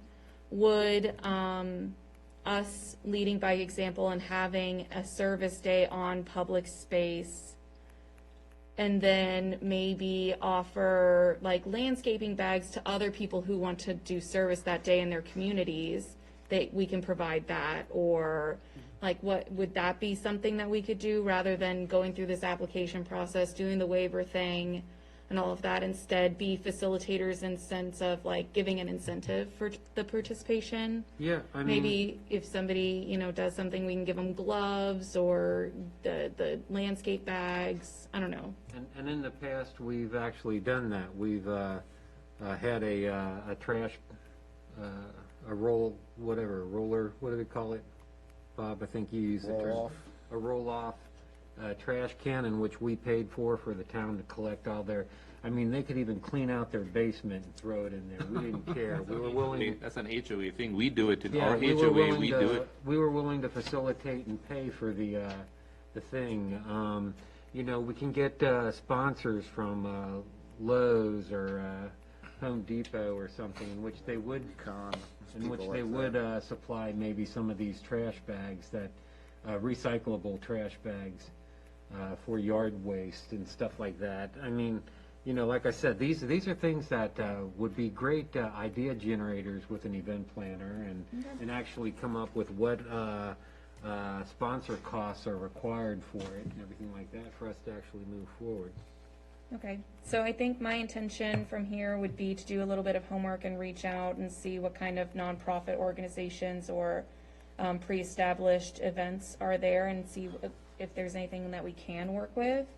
And then hopefully by then we'll have a sort of better feel on whether or not we'll have a part-time events coordinator, and maybe I can work with them on facilitating a service day still in April, but since it will be less time consumptive in terms of reviewing applications and things, it will be easier to kind of crank out rather than less planning. But in the meantime, if we do go towards the concept of using the event planner, that means we're going to have to pull your reins back a little bit, Absolutely. let you do some research on your own. But until we can at least offload the responsibilities that are already burdened on our staff with another person, we're going to have to wait for it. That sounds great. Okay. I'm happy to do that. All right, thank you, guys. Mr. Mayor, next, We got ready another for the topic. next item? Yep. We got the Ordinance. the ordinance for the election date. I'll read it in quickly since there's not a copy of it in the packet. An ordinance to change the town council election date from May to November. Whereas Virginia Code Section 15.2, 1400, as amended in 2021, requires every town to change its election date from May to November, and whereas the State Department of Elections requires that the town adopt an ordinance change to change the election date before January 1, 2022, now therefore be it ordained by the Council for the Town of Haymarket, Virginia, meeting in regular session on the 6th day of December 2021. One, that the town council hereby moves the election date for the mayor and town council from Mayor to November, effective in 2022, pursuant to the authority granted by Virginia Code subsection 24.2, 22.1A, and that two, that council seats that were scheduled to be elected in May 2022 and every subsequent 2 years will now be filled at the November general elections of 2022 and every subsequent 2 years. And that three, that the mayor's seat will be filled at the November general election in 2022 and every subsequent 2 years. This ordinance is effective upon adoption. And I would move ordinance 2021/003. I'll second. Okay, got a motion and a second. Open up for discussion. Yeah, Mr. Mayor, I'd like to make just a quick comment that this is a requirement, Bob. This is something we have to do. Statutory mandate. Exactly. This is not something that I think we supported when it was being discussed. Is that correct? All right. That is correct. All right. So I just wanted to make sure people are aware that we're doing it because we have to. But there may And be to be some, in compliance with the law. but there may be some positive results. Maybe. Maybe. We'll see how it goes. But one thing I do want to highlight, which really puts a wrench in everything that we do with our operations, okay, is our charter says, appointed positions will come after elections and will happen by September. I want Martin to kind of give you guys an understanding of what this impact does and how there are no laws out there yet to say that everything should shift by the impact of this. Martin, please take it away. Yes, not only does your charter provide for the appointed positions to be appointed in September, which makes sense if you have a May or June election, but you also have a state statute that provides for an organizational meeting in July, which doesn't make any sense anymore because you're going to have elections in November with the new council taking effect in January 2023. So there's some cleanup items for the General Assembly to handle this coming year, and you might want to look at doing an update, a general cleanup to your charter as well, because there are a number of provisions in there that could use your attention. So just to make sure, you guys have got to be aware of it, even though we do got to adopt this, it's just something that's another pain in our side. I tend to think it's a good thing having the appointments done in September and the council gets voted in November. Maybe I'm the one voice that. No, I'm kind of with you on that. No, I lock in your options, right? I'm serious because with a new council coming It sets on, continuity. They have no authority to dismiss those staff members who's Oh, yeah, they do. What? Yeah, they do. Okay, but Appointed by okay, but hold on. In the past, it's normally done by not reappointing. This way, the reappointment doesn't happen for another 9 to 10 months. They're at-will employees. I understand they're at-will employees, but in cases of at-will, you tend to want to show the reasons for dismissal.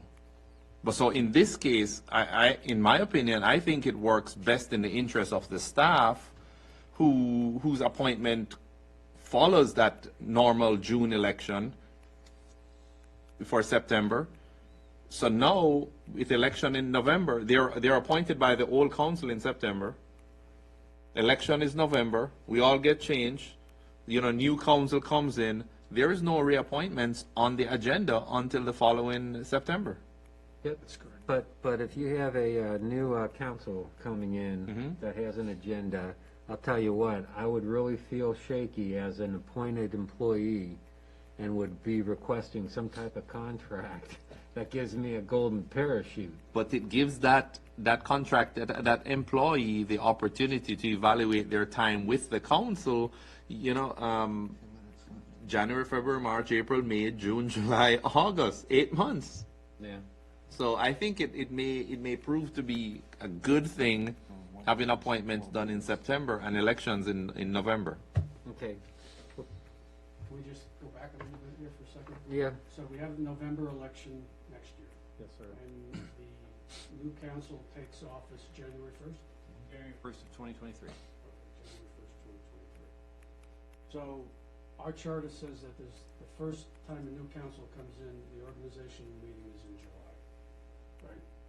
I think it's July. I've got it here. Could be. I don't have that highlighted.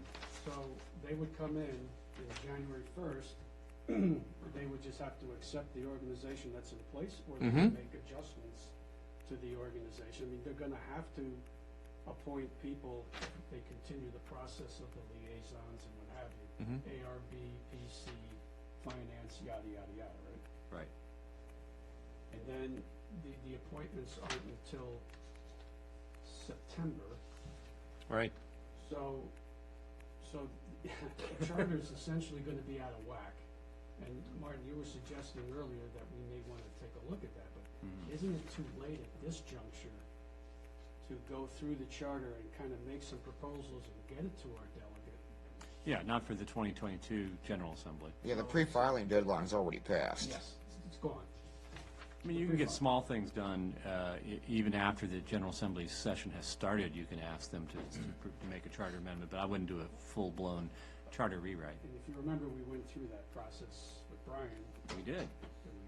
And there was some significant changes to it that required massive discussions, I'll put it bluntly. Right, and then it didn't go anywhere. Right, and it didn't go anywhere. So perhaps the idea of maybe taking a look at some of those minor changes throughout 2022 and have it prepared sometime in the fall, we put it on the schedule, on the calendar, and have it set to make sure we can get it to our delegate for the following session in 2023. 2023. Makes more sense. So we'll be out of whack for that first year, perhaps. Yes. Or the first term. Yeah, okay. I also see a benefit with the budget. Because in the past, the old council sets the next fiscal year's budget. The new council comes and adopts it on month one, which is usually bad because the old council can milk the old budget before they leave office. But in this way, they have they take office January 1st, and they have 6 months of the old budget to live through. So I don't know if I'm just being too optimistic, but I think it works out good, and that's just my opinion. And that's always going to be out of whack because it's not going to change the fiscal year. True. Unless the state changes the fiscal year, that's not. Don't even suggest it. Those idiots in Richmond might do it. Okay.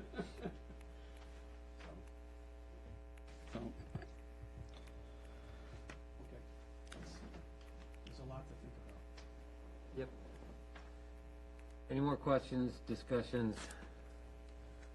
Okay, let's go for a vote on this. Spear. Aye. Ratzenauer. Aye. Pater. Yes.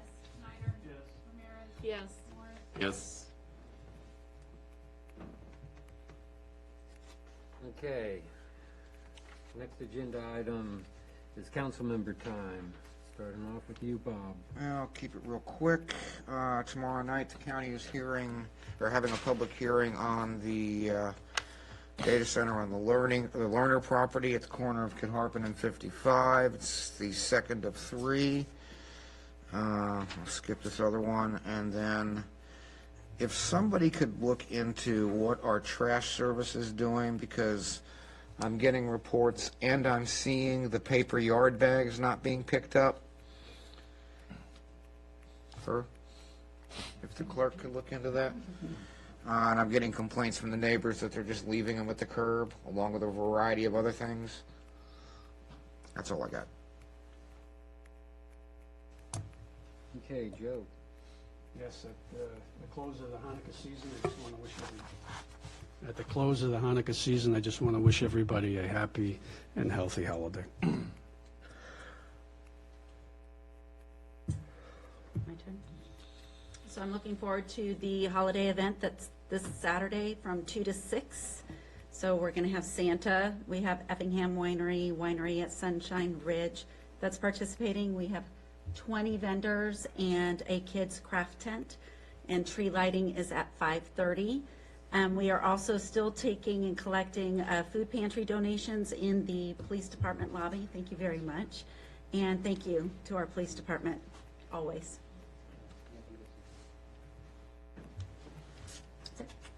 Okay, Marshawn. Thank you. Wanted to acknowledge Matt Burrows over the weekends, and last week he's put a lot of the decorations up on the building. We were out on Saturday decorating the tree. We got the wreaths up on the building, so he's doing a lot along with Emily and the town staff to make our town a more festive environment, so thank you for that. We already disclosed that we met with the hotelier, got a tour of the hotel. It's going to be a beautiful facility, and we already talked about those improvements we identified. Thank you to the police chief and others that are getting our new police staff up and running. We got to have some folks over for Thanksgiving. Mary and I were competing for the best Thanksgiving dinner. Lastly, Chris, thank you for your service. Appreciate the work that you've done, the dedication you put in, and the energy to the town. We are better for it. So best of luck to you and your future endeavors. So thank you for your service. That's all I have. Thanks. I feel like I want to echo everyone. Chris, thank you. Chief, keep doing the good work. Excited about everything that's been going on, and I'm sad I won't be here on the 18th, but I'm sure it will be great. I did have an honor of working with the Rotary Club just before Thanksgiving to package up boxes for families in need, and so I want to thank the council, the staff, everybody for encouraging that relationship and allowing them this space to set that up. That's great, and it was a wonderful way to start the holiday week. And then also I do want to give a shout out to the Rotary Club, as they did help me rake leaves in the local establishment. And it was a really good experience. It was definitely worthwhile. Officer Finley came and joined and raked leaves with us. It was really great and kind, and also another great way to start my Thanksgiving week. Mayor and I attended the RELI dinner on December 1st, and that was really exciting. We got to meet a lot of local leadership, grabbed the ear of a couple of county representatives, so that was good and rewarding. And yeah, I hope that everyone has a wonderful holiday season and stays healthy. That's it.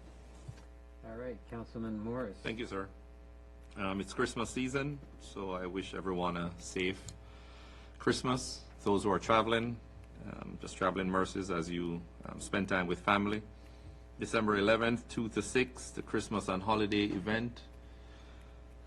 Santa will be there with Mrs. Claus, and then he comes back the following week. Wow, he's going to be traveling to Haymarket a lot. So December 18th, he comes back for the PD Santa coming to town, and just to share again the Haymarket Regional Food Pantry drive that's being facilitated by the police department. Just continue supporting that. Thank you, sir. Okay. And my time, let me see. RELI, check. Data center, check. Hanukkah, check. Let me see what I get to talk about here. I know I will be still doing my mayor's walk this Saturday at 9 o'clock, getting all set up for the winter festival that we are going to have, in which Santa will be showing up. Also, I guess you can kind of see by the job discussions that we're having that we are going through discussions about reorganization here to make us better and help promote the town. So if you've heard rumors out there, yeah, we are going through with trying to make sure that we get something that moves us more efficiently forward and servicing you. On top of that, I do want to say I am not happy with previous leaders within this town calling up people who we want to try and contact or maybe just get some type of discussion with to represent our town as having a toxic environment to work in. You know, that is not how you better this town, people. So, previous leaders, stop it. That is my word for the day. Stop, it's 2 words. Okay, phrase for the day. Must be a hokey. That's all I have. I guess we'll go to the next agenda item. Mr. Mayor, I move the council convene in closed session to discuss the following.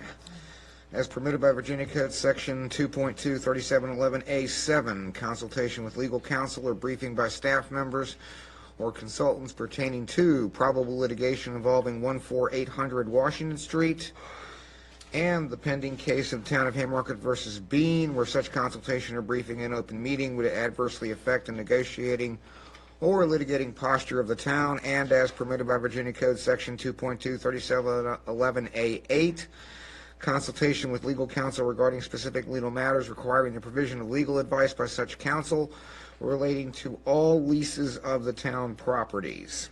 Wait a minute, do we have the wrong? What's the number? 14600? Would you like to make an amendment? I amended to 14600, I'm sorry. I was doing it from memory. Okay. Oh, please. Okay, motion and a second. Aye. All in favor? Aye.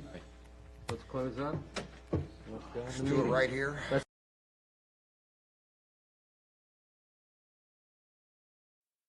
Bob, you don't need to write it now. No.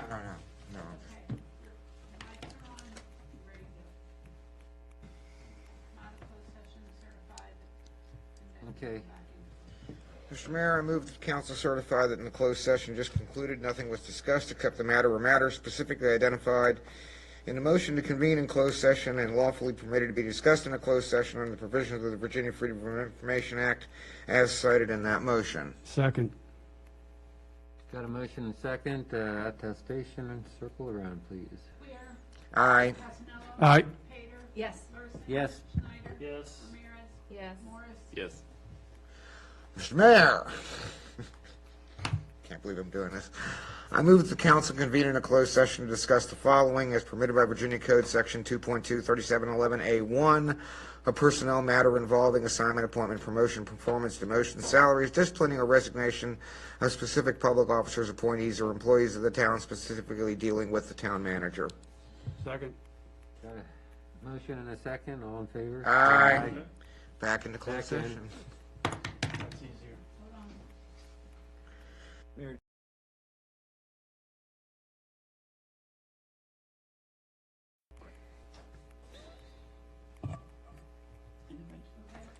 Okay, Bob, please. Deja vu all over again. I move that the council certify that in the closed session just concluded, nothing was discussed except the matter or matters specifically identified in the motion to convene in closed session and lawfully permitted to be discussed in a closed session under the provisions of the Virginia Freedom of Information Act as cited in that motion. Second. A motion and second. Round table, please. Aye. Aye. Yes. Yes. Yes. Yes. Move to adjourn. Second. Got a motion and second. Aye. Who's given it, well, hold on, we got it for record. Who gave the second? Vice Mayor. Vice Mayor. All in favor, say aye. Aye. Meeting adjourned. Tomorrow's what? Tuesday.